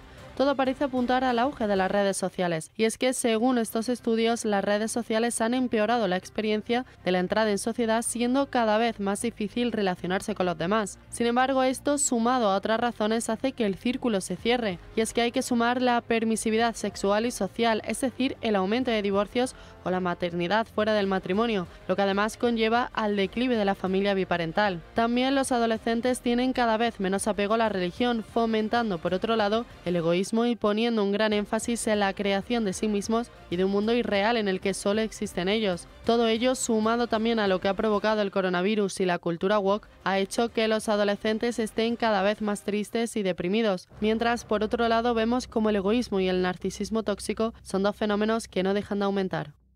Pues de los menores vamos a hablar precisamente con el psicólogo Javier Urra. Javier, muy buenas tardes. Muy buenas tardes, encantado de estar con ustedes. El placer es nuestro. Bueno, le pregunto, ¿qué se está haciendo mal con los menores? Porque hemos visto, este estudio se refiere a los niños de Estados Unidos, pero aquí en España no estamos muy alejados tampoco de esa situación. De hecho, hemos conocido cómo los suicidios en menores van cada vez más en aumento. Bueno, tenemos una sociedad que quizás sea la mejor sociedad de la historia humana, por todo, es decir, por el acceso de los niños al agua en el mundo, por la lucha contra la malaria, es decir, el mundo va a mejor, pero es verdad que se está perdiendo lo que Víctor Frank llamaba la razón de la existencia, la ilusión por vivir, y hay muchos jóvenes que realmente no tienen un sentido de la vida, y además ellos te lo dicen, tampoco me quiero, ¿para qué vivir más de 20 años? El otro día almorzaba yo con un gran amigo que tiene 93 años, es un auténtico maestro mío, él solo hablaba del futuro, sabe que le queda poco, pero le pone ilusión. Por lo tanto, sí, estamos haciendo una sociedad, por un lado, muy sobreprotectora, por otro lado, que se disuelven las tradiciones, se disuelven las familias, se disuelve la religión, se disuelve, y el ser humano necesita amor y seguridad, primordialmente en esa edad en la que la presión de los otros es tan trascendente. Quiero decir que en España mueren ya 3 personas por suicidio por cada una que muere en accidente de tráfico. Esto también golpea a los niños, primordialmente por el acoso escolar. Pero me llama la atención. Vosotros sabéis que yo tengo un centro, Recurra a Ginso, un centro terapéutico, con chavales pues, que tienen grandes problemas. Antes teníamos más problemas de violencia filioparental, ahora tenemos muchos chicos que no quieren vivir y es realmente terrible, es trágico. El otro día llevé a un responsable de la ONCE, de la Organización Nacional de Ciegos de España, y les hablaba de cómo educan, cómo adiestran a los perros labradores y cómo educan a estos chicos que son a veces sordociegos, no ven y no oyen, pero tienen ilusión por vivir, que es la esencia, ¿no? Por lo tanto, sí, hay cosas que nos está fallando en la sociedad y este es un síntoma muy llamativo. Le piden a la vida más de lo que la vida puede dar. Hoy en el mensaje que dabais en el vídeo, la religión. Bueno, si la religión falla habrá que llenarse de compromiso social, de ética, de moral. Creo que es distinto, creer que va a haber algo más después de la muerte o no, pero en todo caso comprometámonos con un día como el de hoy, con el fondo de Madrid, con todo tan verde, con esa luz, aunque haga frío. Hay que dar gracias a la vida, a los que nos han antecedido, a los que nos acompañan y a los que nos continuarán. Señora Urra, ¿qué falla con el asunto del acoso escolar? Porque cada vez conocemos más casos, supuestamente la sociedad está más concienciada con el bullying. Es un problema que persiste desde hace años y parece que no se consigue atajar correctamente. Bueno, primero, antes el colegio iba el que iba. Había niños que a los 12 años ya se ponían de ayudantes en el trabajo. Hoy la educación es obligatoria y me parece perfecto hasta los 16 años. Pues mira, lo que nos falla es que la sociedad es profundamente hipócrita. Nadie es racista, nadie es homófobo, aquí nadie es nada. Pero luego la verdad es otra. Mentimos mucho y nos mentimos mucho. Entonces, el que es distinto, pues porque tiene altas capacidades, porque tiene Asperger, porque tiene otro color, porque tiene otra identidad u orientación sexual, no es querido, no es respetado. Es más, se agrupan para reírse de él. La mayor razón, digo, del suicidio infanto-juvenil está en el acoso. Más ahora que tenemos ciberacoso, es decir, que entran en tu casa, en tu hogar, en tu habitación. Por lo tanto, es tal el sufrimiento que no pueden más. El acoso escolar hay que lucharlo desde el profesorado, desde la dirección de los colegios que reconozcan que hay problemas, pero el otro día en uno de los buenos colegios que hay en España, que es el colegio Brains, que tiene en Las Palmas de Gran Canaria y tiene en Madrid, me comentaban que vieron el acoso de 3 niñas a otra niña y dijeron, oye, pide perdón. Los padres se pusieron de lado de las agresoras como equívocos abogados. Se ha intentado hacer una mediación. Es decir, a veces falta sensibilidad en los padres de los agresores para decir, oye, lo has hecho mal, pide perdón, sé sensible y sobre todo hay que serlo con las personas que tienen alguna dificultad, que tienen menos habilidad social. Si no educamos bien a los niños, ¿qué futuro espera esta sociedad? Los niños, por cierto, que no son el futuro, son el presente. ¿Le preocupa la ley trans y sus consecuencias a futuro? Porque estamos conociendo muchos casos de niños, ya no solo en España, sino sobre todo en Reino Unido con la Tavistock, de niños que dicen no sentirse representados con su sexo y luego, como al paso del tiempo se comprueba que lo que tenían en realidad eran otros problemas como una situación depresiva, autismo o incluso trastornos alimentarios. Está muy bien hecha la pregunta, está muy bien formulada la pregunta. ¿Me preocupa? Sí, nos preocupa a los clínicos, a los psicólogos clínicos, a los psiquiatras. Yo soy doctor en ciencias de la salud, soy doctor en psicología. Claro que hay niños que son transexuales y tenemos que acompañarles, pero cuidado con hormonar, porque entonces cambias el proceso cerebral. Cuidado con hacer intervenciones quirúrgicas que son irreversibles, porque el 20% luego querrán volver a su identidad primigenia y eso no es posible. Por cierto, el suicidio se multiplica por 8 en los transexuales. 1, por lo que siempre se ha llamado disforia de género, aunque luego en el 2018 la Organización Mundial de la Salud quitó ese concepto, pero ese criterio nosológico es importante. Y 2, porque la sociedad, como decíamos antes, tampoco lo admite. Una cosa es la orientación sexual y otra cosa es la identidad sexual. Acompañamiento emocional y psicológico siempre. Pero no puede pasar que antes tuviéramos 4 casos en un año y ahora tengamos 400.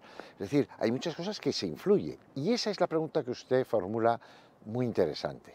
Claro que los niños a veces tienen trastornos obsesivos, claro que los niños tienen depresión, claro que los niños a veces tienen pensamientos inusitados y extraños. Y si a un chaval lo que le dices es, todos tus problemas es posiblemente porque seas transgénero, pues te va a decir, pues lo soy. Y a lo mejor no lo es. Que no estamos diciendo que no lo hay, que no estamos diciendo que no haya que ayudarles, todo lo contrario. Lo que estoy diciendo es, vamos a acompañarles. Pero a una denuncia mucho más formal. Creo que tendrá que intervenir el Tribunal Constitucional, porque deja en desamparo a los niños. ¿Cómo es que un niño que no puede conducir hasta los 18, que no puede votar hasta los 18, puede decidir cuál es su sexo con corta edad, sin asesoramiento de un psiquiatra, sin asesoramiento de un psicólogo clínico? ¿Y qué es esto de una ley que dice, si luego lo piensas y quieres volver atrás, no cabe? ¿No cabe la marcha atrás? ¿Pero por qué no? Entonces, mi pregunta es, ¿buscamos el bien de los niños o tenemos criterios equívocos por ideológicos? Dejemos la política y la ideología para otros temas y aprovecho, aunque no me lo preguntes, para que cuando el otro día dijo Irene Montero, los niños pueden tener derecho a tener relaciones sexuales, la respuesta es sí. Bueno, déjenme que lo matice. No creo que un niño de 11 años tenga que tener relaciones sexuales completas, pero no con adultos. Para eso elevamos la edad a los 12, luego a los 13 y ahora a los 16. Seamos respetuosos con el tiempo de los niños y no queramos acortar el tiempo de la infancia y alargar en exceso el tiempo de la adolescencia. Precisamente es justo lo que le iba a preguntar, señor Urra, si no cree que se está pervirtiendo la mente de los niños y haciendo que estos niños se comporten como adultos. Y no sé si en ese caso esto puede llevar a más problemas mentales. Bueno, los niños tienen que ser niños. No hay nada más ridículo que un niño haciendo de adulto. Bueno, un adulto haciendo de niño. Igual de ridículo me parecen ambos. Los niños tienen que tener infancia, tienen que jugar, tienen que correr por la naturaleza, tienen que ir a ver a la abuelita que tiene Alzheimer, que a lo mejor no le reconoce, pero sabe que le quiere. Tienen que ir a un hospital de niños enfermos para saber qué es la enfermedad, que no hay ninguna garantía de estar sanos mañana. Por lo tanto, tenemos que enseñarles la realidad, la vulnerabilidad. Estamos haciendo jóvenes que son como el cristal, duros pero frágiles. Y esto ahora con la red social, a veces asocial, nos lleva a que haya niños de 12 años que están consumiendo pornografía violenta y acaban confundiendo el querer, el poder y el amar. Amar es dar todo a fondo perdido. Querer es otro concepto y poseer es lo opuesto a amar. Por lo tanto, sabemos bien cómo hay que educar a los niños, la inmensa mayoría de las familias lo están haciendo bien, pero ni sobreprotejamos, ni les dejemos al albor, ni les confundamos. Dejemos que sean niños, que tengan su curiosidad y no perdamos los adultos la capacidad del niño que fuimos, que es en gran medida lo que nos marca el futuro. Javier Urra, como siempre, un placer escucharle. Encantado. Hasta otra ocasión. En fin, no sé si queréis hacer algún apunte breve sobre este asunto. Yo sí. Yo quiero resaltar que efectivamente se habla poco de este tema, se habla poco de la salud mental, se habla poco de los suicidios, se habla poco además de uno de los factores más relacionados con ambos, que es la soledad. Pero yo creo que son tres vértices de una pirámide a la que la sociedad española y la mayoría de sociedades occidentales se enfrentan en los próximos años. Al final es la historia de un fracaso, ¿no? Hemos construido en Occidente sociedades profundamente individualistas y profundamente egoístas. Y al final, pues quien se mata, ¿no? Y hacía el otro día esta reflexión, además tuve la suerte de hacerla en la tribuna del Congreso de los Diputados, quien se mata no busca la muerte como tal, no busca morir, busca escapar de algo, ¿no? Busca escapar de una vida sin sentido, busca escapar de un sufrimiento, busca escapar de un aislamiento social muchísimas veces. Es decir, que busca escapar de una circunstancia para la cual le sacaría una mano amiga, una ayuda, ¿no? Evidentemente los casos son muchísimos, ¿no? y estoy generalizando, pero la realidad es poliédrica, ¿no? Pero sí tiene elementos comunes en estos tres vértices, que es precisamente el hecho de que se está construyendo una sociedad individualista. Y al final, cuando tú construyes una sociedad sin vínculos, cuando construyes una sociedad desarraigada, sin permanencias, sin hijos también, ¿no? Sin patria, sin unidad y sin cohesión en las familias, sin trascendencia al final, ¿no? Es una lástima, pero sucede lo que está sucediendo. Al final, recordemos que el suicidio es la principal causa de muerte entre los jóvenes españoles. Principal, antes que los accidentes de tráfico, antes que los tumores. Recordemos además que sin sentido de la vida, pero qué factores o qué cosas por lo general son las que pueden darte un sentido de la vida, ¿no? Había un estudio del Observatorio de Biopolítica que establece una serie de parámetros a los que llama protectores del suicidio, entre los cuales están, por ejemplo, la unidad y la cohesión familiar. Y nos hemos enfrentado a sucesivos sistemas políticos que no han hecho más que atacar la unidad y la cohesión familiar, ¿no? Otro de los factores protectores del suicidio son precisamente los hijos. Y nos estamos enfrentando a una serie de sistemas políticos que atacan la maternidad y que atacan el hecho de tener hijos, ¿no? Otro de los factores protectores es precisamente la trascendencia, la religión en sí misma, ¿no? Y también nos estamos enfrentando a una serie de sistemas políticos que han atacado desde los inicios al hombre que se trasciende, al hombre que tiene una cultura o una religión determinada. Es decir, que todo el marco en el cual nos estamos viendo al final es la historia de un suicidio anunciado, aunque parezca redundante, porque es un suicidio colectivo. Es un suicidio como sociedad. Margallo. Habéis aludido a un estudio en Estados Unidos, también hay números en España. Este es un tema que a mí me ha preocupado personalmente mucho durante mucho tiempo. En el año 2021, según el Instituto Nacional de Estadística, hubo menores de 15 años que se suicidaron 14 y entre 15 y 29, 300. Más importante es que, según una fundación que se llama ANAR, Ayuda a Niños y Adolescentes en Riesgo, las ideas, la tentación del suicidio se ha multiplicado en la última década, desde 2012 hasta ahora, por aumenta un 23, se ha multiplicado por 23,7, que es una cifra gigantesca, y los intentos de suicidio se han multiplicado por 25,9.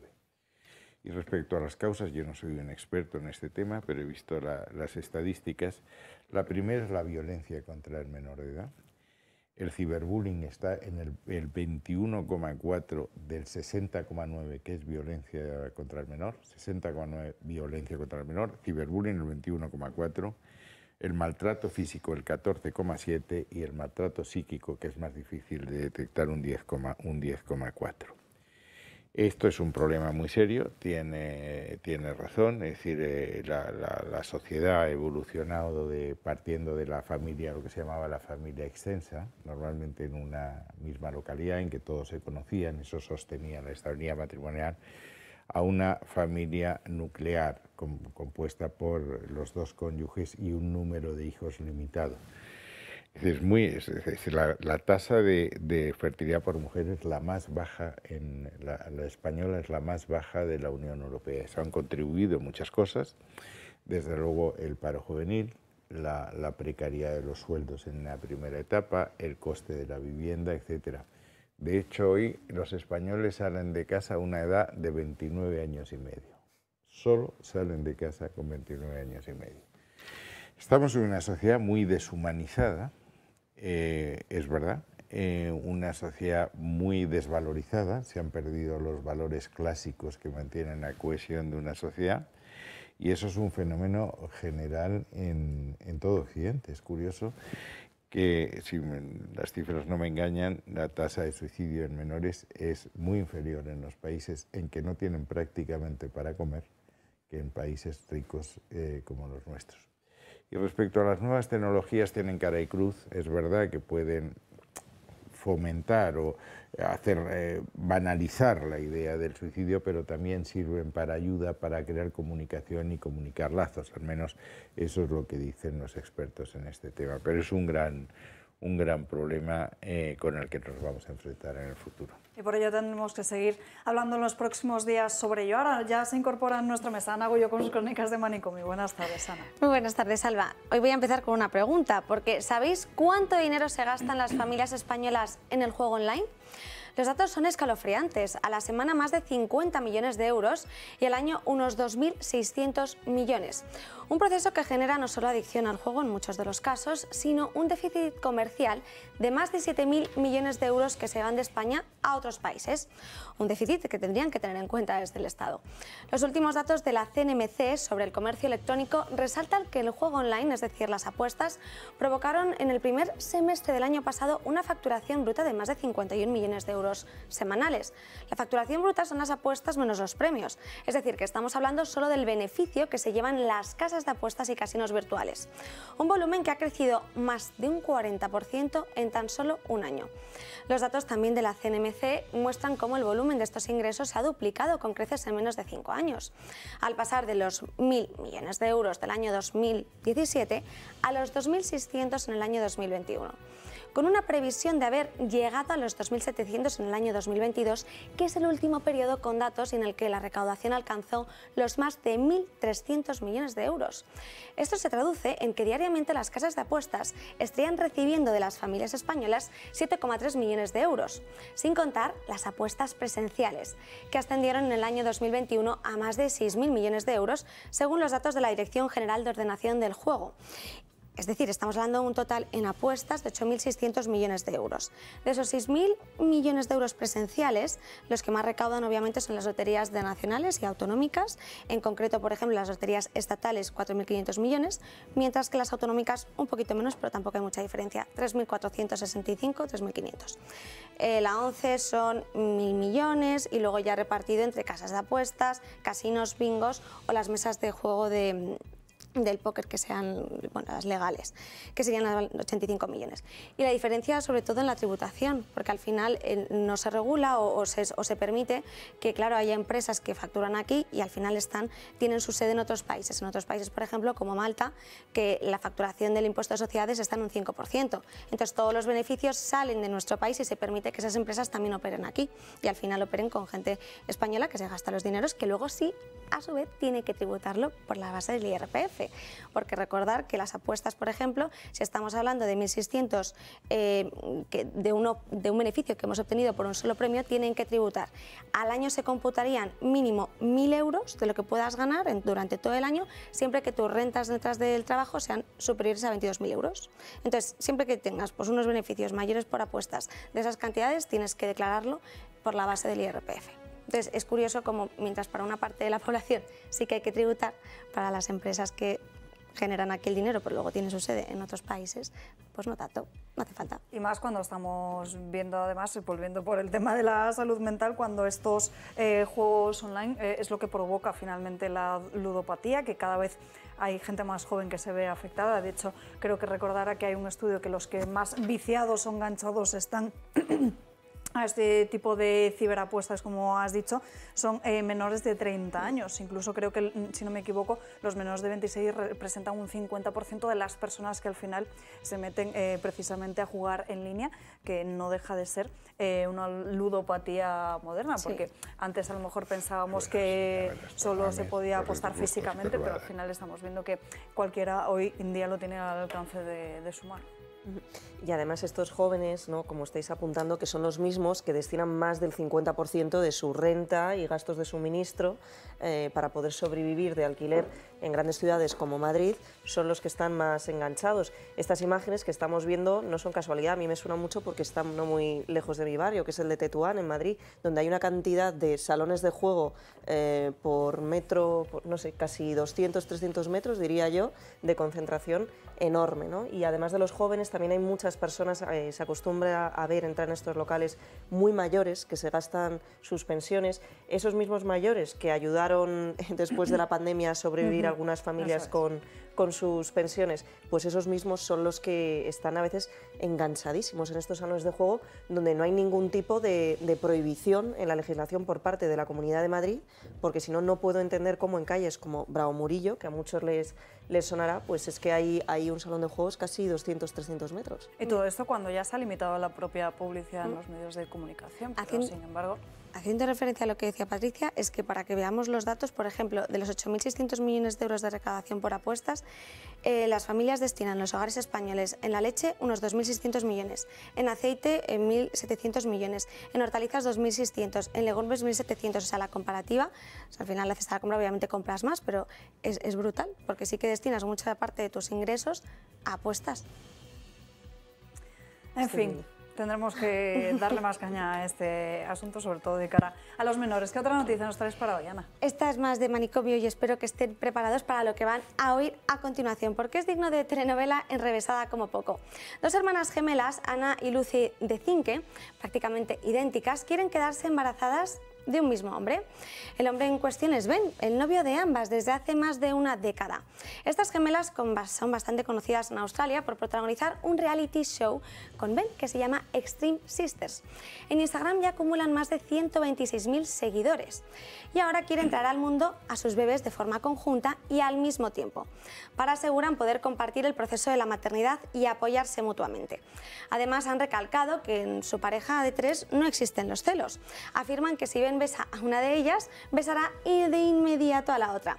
La pareja ha revelado que están tratando de congelar sus óvulos al mismo tiempo y tratar de concebir a través de la fecundación in vitro. Lo que más me ha llamado la atención de esta historia es que este show lleva desde el año 2021, no solo cuenta con esta pareja de hermanas, sino hay otras 4, en la que es un show que relata las relaciones más estrambóticas que pueden haber entre lazos de hermanos, pues las relaciones más raras, que hacen todo juntas. Bueno, el show, la verdad es que yo he visto un poco más bien he leído un poco, o he visto algún vídeo en YouTube de qué iba, pues son hermanas que hacen todo juntas, entonces claro, son casos muy raros, que el show es lo que hace, pues un programa sobre estas relaciones entre hermanos. Y luego la cantidad de fortuna que han acumulado.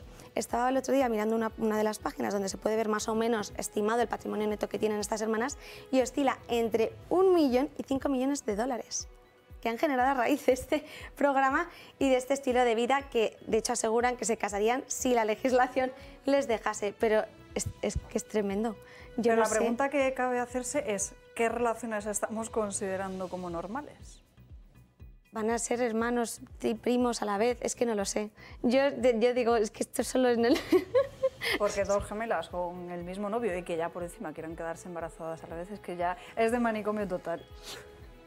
Ellas también por participar luego no solo tienen en Instagram, tienen en YouTube un propio canal con más de 100.000 suscriptores, en la que también venden ropa, dan consejos de belleza, o sea, tienen como todo un negocio montado en torno a cómo viven con Ben. Que Ben, por cierto, además también tiene un hermano gemelo, pero no tiene nada que ver, no tiene una relación...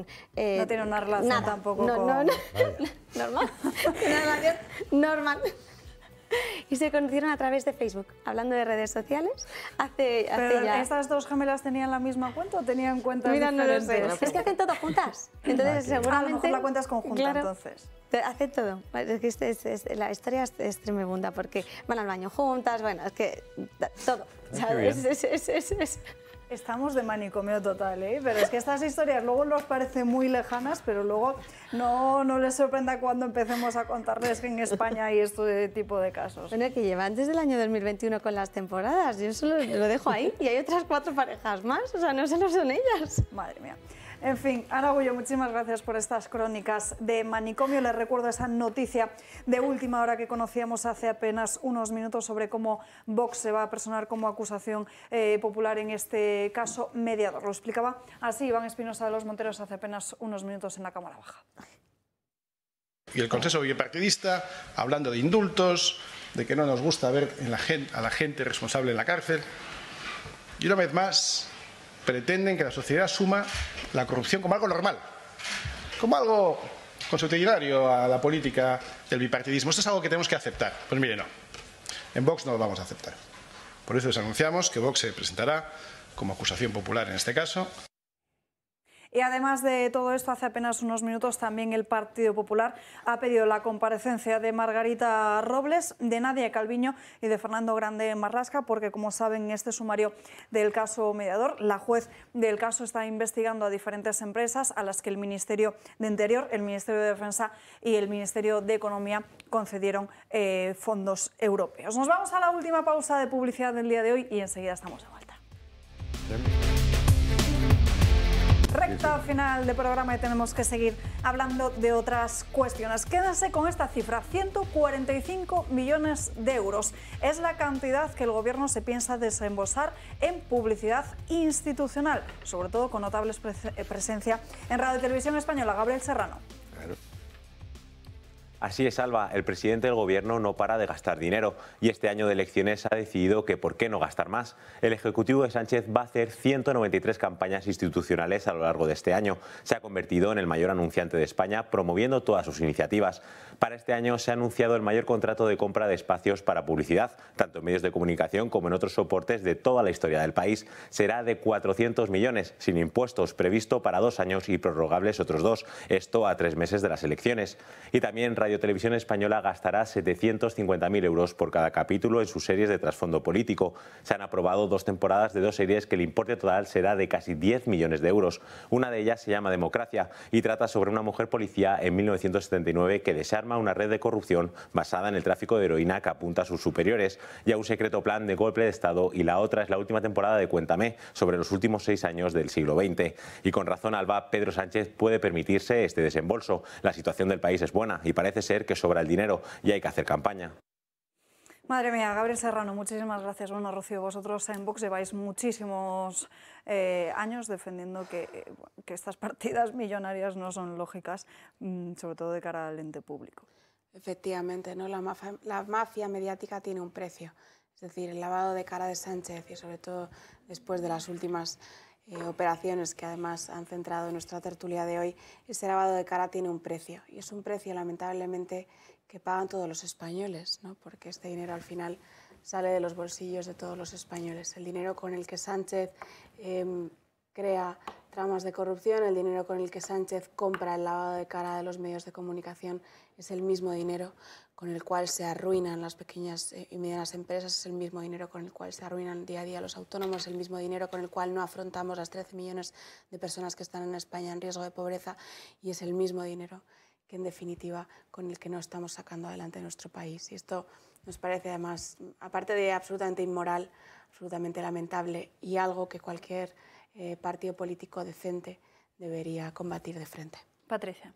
Sí, bueno, y además es que no es algo de lo que seamos ajenos. Desde el periodismo son muchas las ocasiones en las que se ha tenido que pedir al Consejo de Transparencia y Buen Gobierno que realicen, bueno, pues una pormenorización de esos gastos que realizan en los diversos ministerios. Muchas veces se niega, muchas veces tenemos que esperar a terminar todo ese proceso de transparencia para conocer estos datos.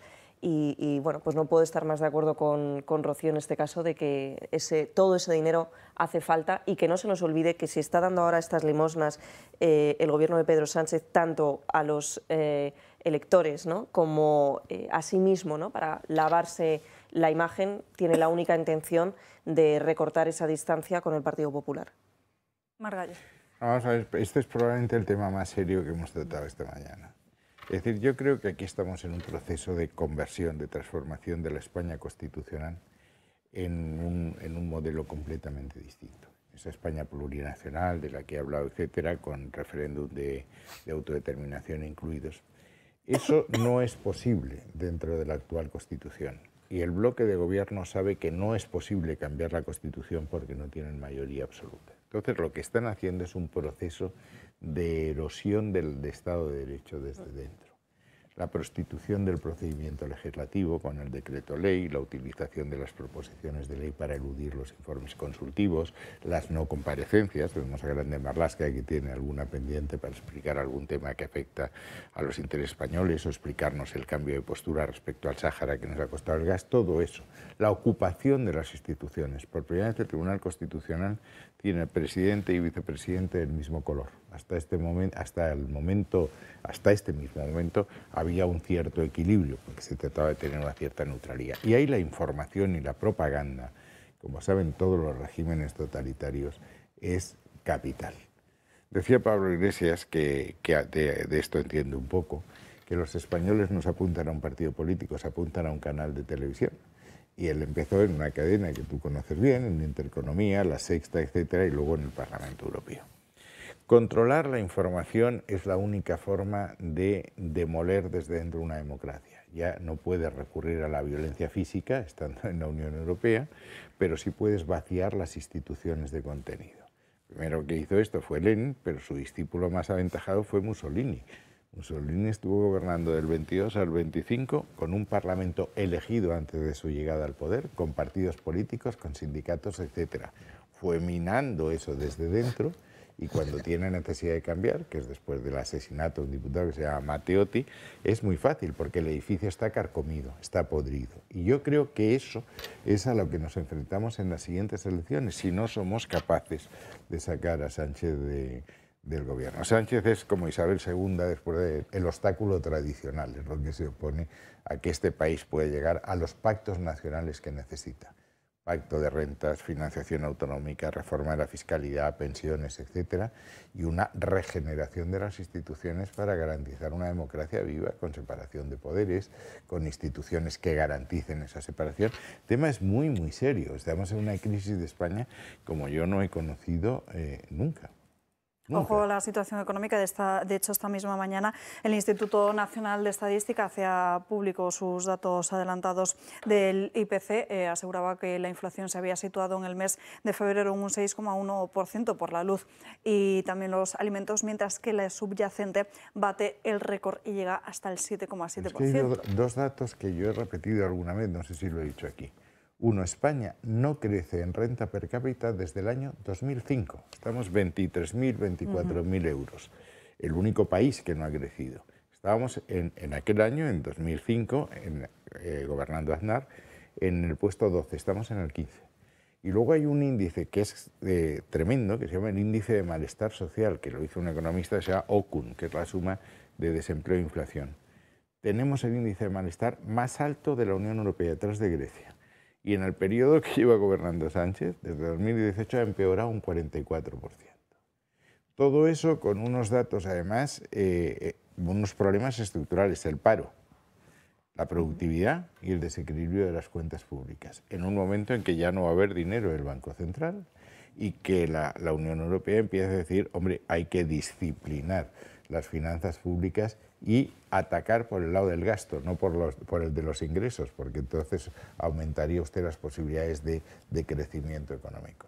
Todo eso requiere unos pactos de la Moncloa, como la regeneración política requiere una reforma, no un proceso constituyente de la Constitución, para garantizar eso que te he repetido tantas veces de las verdades madre, la unidad y la integridad territorial, el Estado de Derecho, el respeto a las leyes, el respeto a la independencia judicial.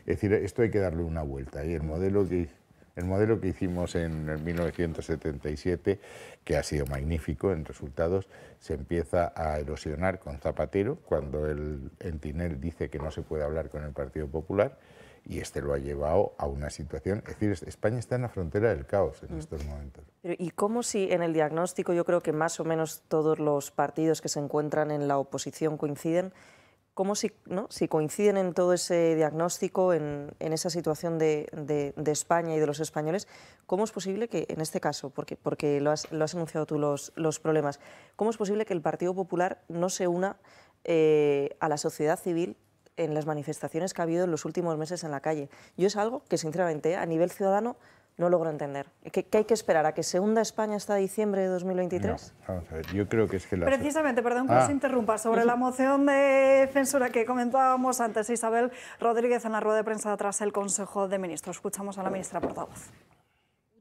Basada en atender a una mayoría social. Lo que ha quedado en evidencia durante esta propuesta, desde que se iniciara el anuncio de una moción de censura, que aún, como digo, no se ha calificado en la mesa del Congreso de los Diputados, es que la derecha y la extrema derecha cada vez están más cerca. La última ocasión que la extrema derecha presentó una moción de censura a este Gobierno, esta será la segunda moción de censura por parte de la extrema derecha, en aquella ocasión el Partido Popular, entonces con Casado, tuvo la valentía y la autonomía de rechazar esa propuesta.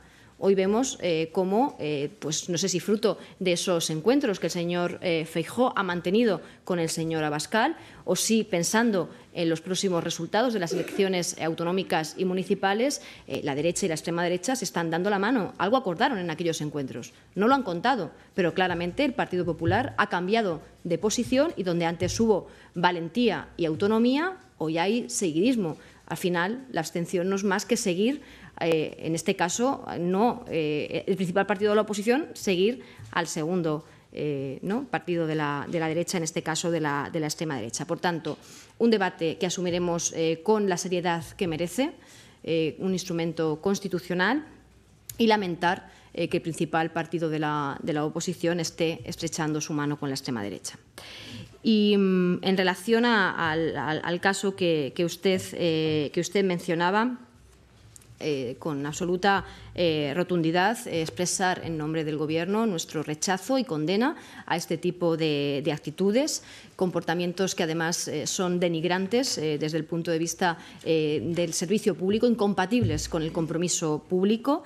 Creo que es muy importante subrayar que de forma tajante se ha abordado la respuesta que se ha dado a este caso, con rotundidad, con prontitud, y sin duda es algo que debemos subrayar. Cuando no hay nada que ocultar, no hay tiempo que perder, y yo creo que aquí se ha visto claramente. Este es un Gobierno que traslada tolerancia cero frente a la corrupción, es una seña de identidad de este Gobierno que ha trabajado por la regeneración democrática, por la transparencia, por la ejemplaridad y por tanto, ahí está nuestro compromiso. Me preguntaba usted por el Partido Popular y por las solicitudes de comparecencia. Fíjese, no me deja de sorprender que se encuentre tan animoso el Partido Popular con este caso. Precisamente ahora estábamos conmemorando ese primer aniversario de los cambios en el Partido Popular, de Casado a Feijóo, y en aquel momento de lo que se trataba en el Partido Popular era precisamente de abordar la regeneración del Partido Popular o tapar la corrupción. Y aquello se resolvió por la segunda vía, la de tapar la corrupción. En fin, nunca antes Isabel Rodríguez había estado tan chistosa en una sala de Consejo de Ministros por decir que este Gobierno es el más transparente que se ha visto nunca. Están desatados, ¿eh? ¿No? Y sobre todo, decir la primera afirmación. La abstención del Partido Popular es seguidismo de Vox. Oiga, ¿y la abstención de Sánchez en la moción de censura que presentó Iglesias era seguidismo de Iglesias? ¿O eso no vale? Luego, hablar de todo esto que ha dicho esta señora, cuando Sánchez es el presidente, a ver si lo digo aplicando Corintios 13, lectura sobre la caridad, el presidente que más economías con la verdad ha hecho en la historia de la democracia española.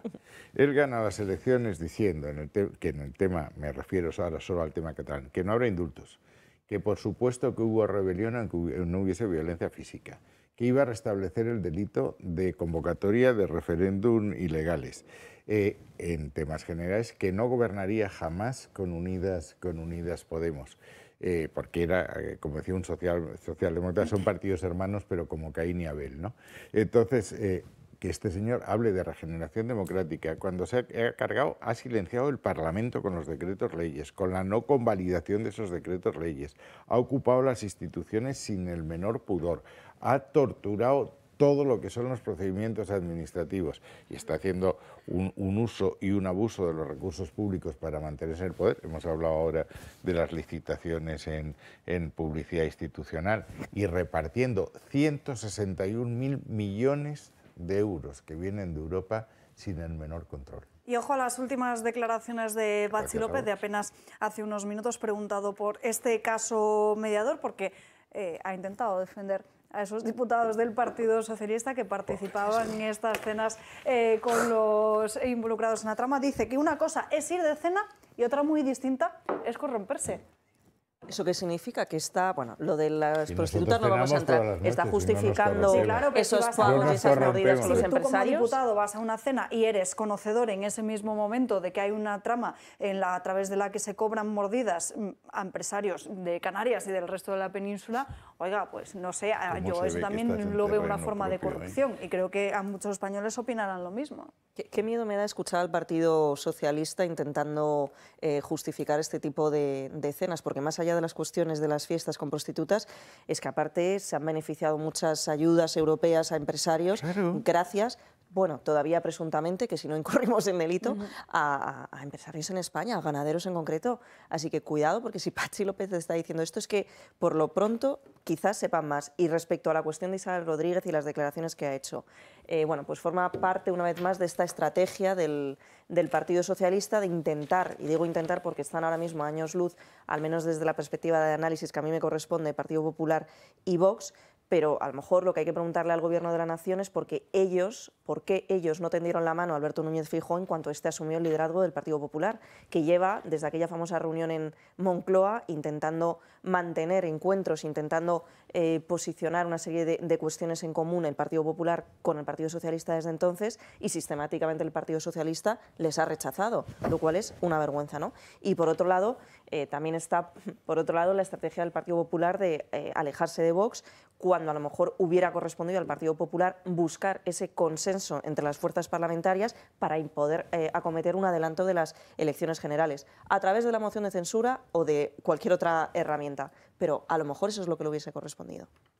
No, dice mucho Iván Espinosa de los Monteros que no hay nada que se parezca más a un votante de Vox que un votante del PP.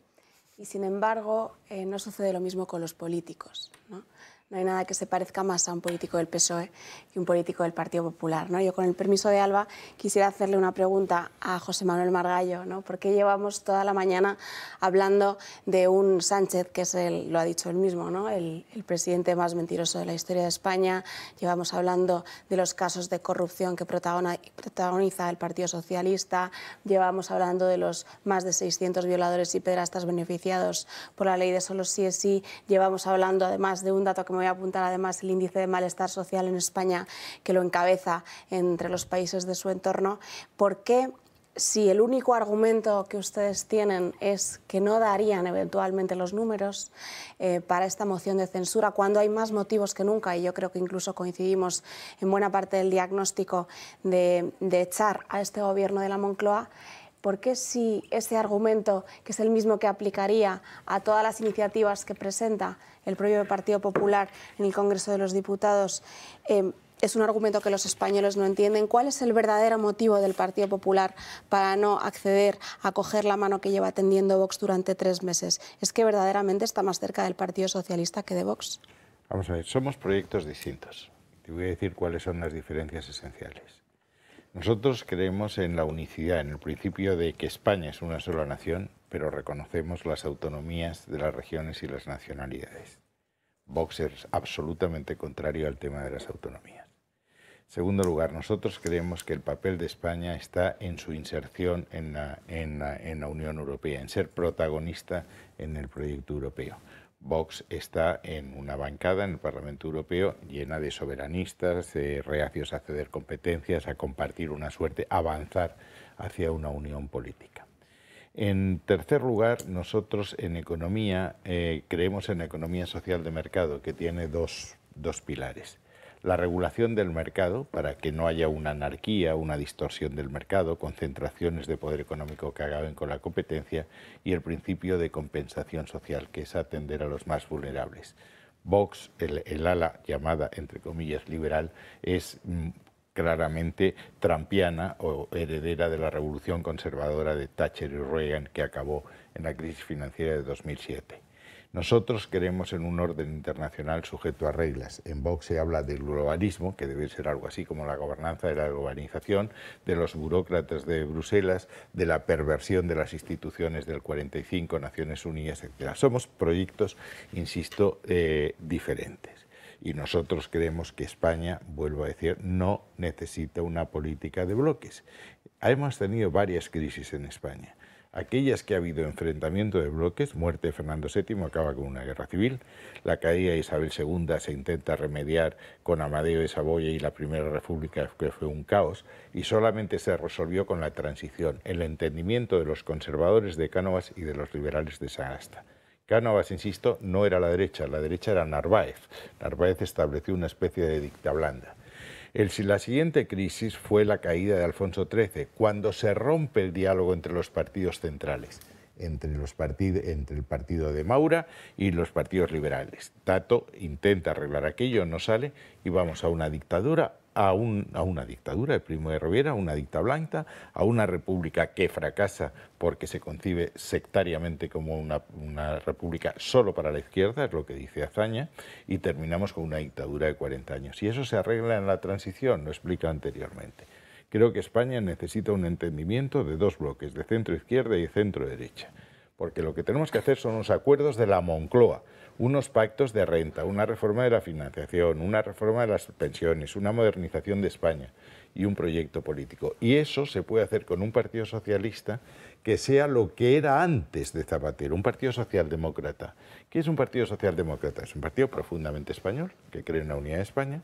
Lo que cree es en las autonomías como nosotros, es en la extensión de los servicios sociales, educación, sanidad, dependencia, y en la redistribución de la renta con el programa de ingresos y gastos. En eso nos parecemos mucho más, es verdad, que a la economía liberal de Vox y desde luego a la concepción, a la idea misma de España. Entonces ese es el problema. Pero vamos a mí me encanta que Espinosa sepa... Vamos a volver a la pregunta inicial. ¿Cuál es la pregunta? Pero pregúntaselo a Iván, porque Iván conoce mejor a nuestros electores, por lo visto, y a nuestros políticos. Si el único punto programático de Vox para la moción de censura es la convocatoria de elecciones anticipadas, ¿por qué el Partido Popular parece estar más cerca del Partido Socialista que de la mano tendida que lleva Vox ofreciéndole 3 meses? Porque esa moción, insisto, y lo vas a ver, va a dar oxígeno al gobierno en un momento en que estaba contra las cuerdas, distrayendo a la opinión nacional de donde estábamos. Ahora volvemos al balón de oxígeno. Bueno, es que las cosas en política y en la vida se hacen por algo y para algo. Si lo que quieres es echar a Sánchez, no le des un balón de oxígeno en el momento en que está peor. ¿Pero por qué va a ser un balón de oxígeno? Una herramienta que el propio reglamento del Congreso de los Diputados en su artículo 175 dice que su primer objetivo es precisamente exigir las responsabilidades políticas al gobierno. Cita incluso el 113 de la Constitución, que es anterior al reglamento del Congreso.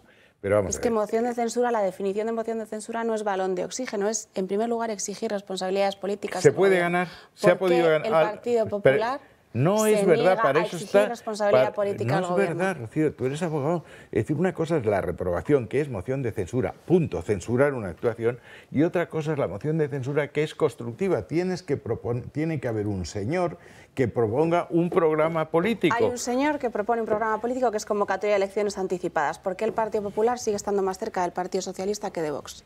Si no, es que esto no sirve para nada. De verdad, a mí esto me parece, y ya verás, te he citado a Santo Tomás, a ver si nos acercábamos.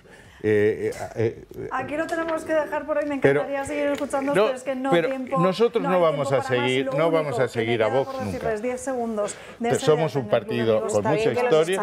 Para poder seguir ofreciéndoles tertulias y sobre todo defendiendo los valores que nos representan a esta casa. 91 616 24 64. Les veo mañana a las 12 aquí en Dando Caña. Que tengan un feliz día.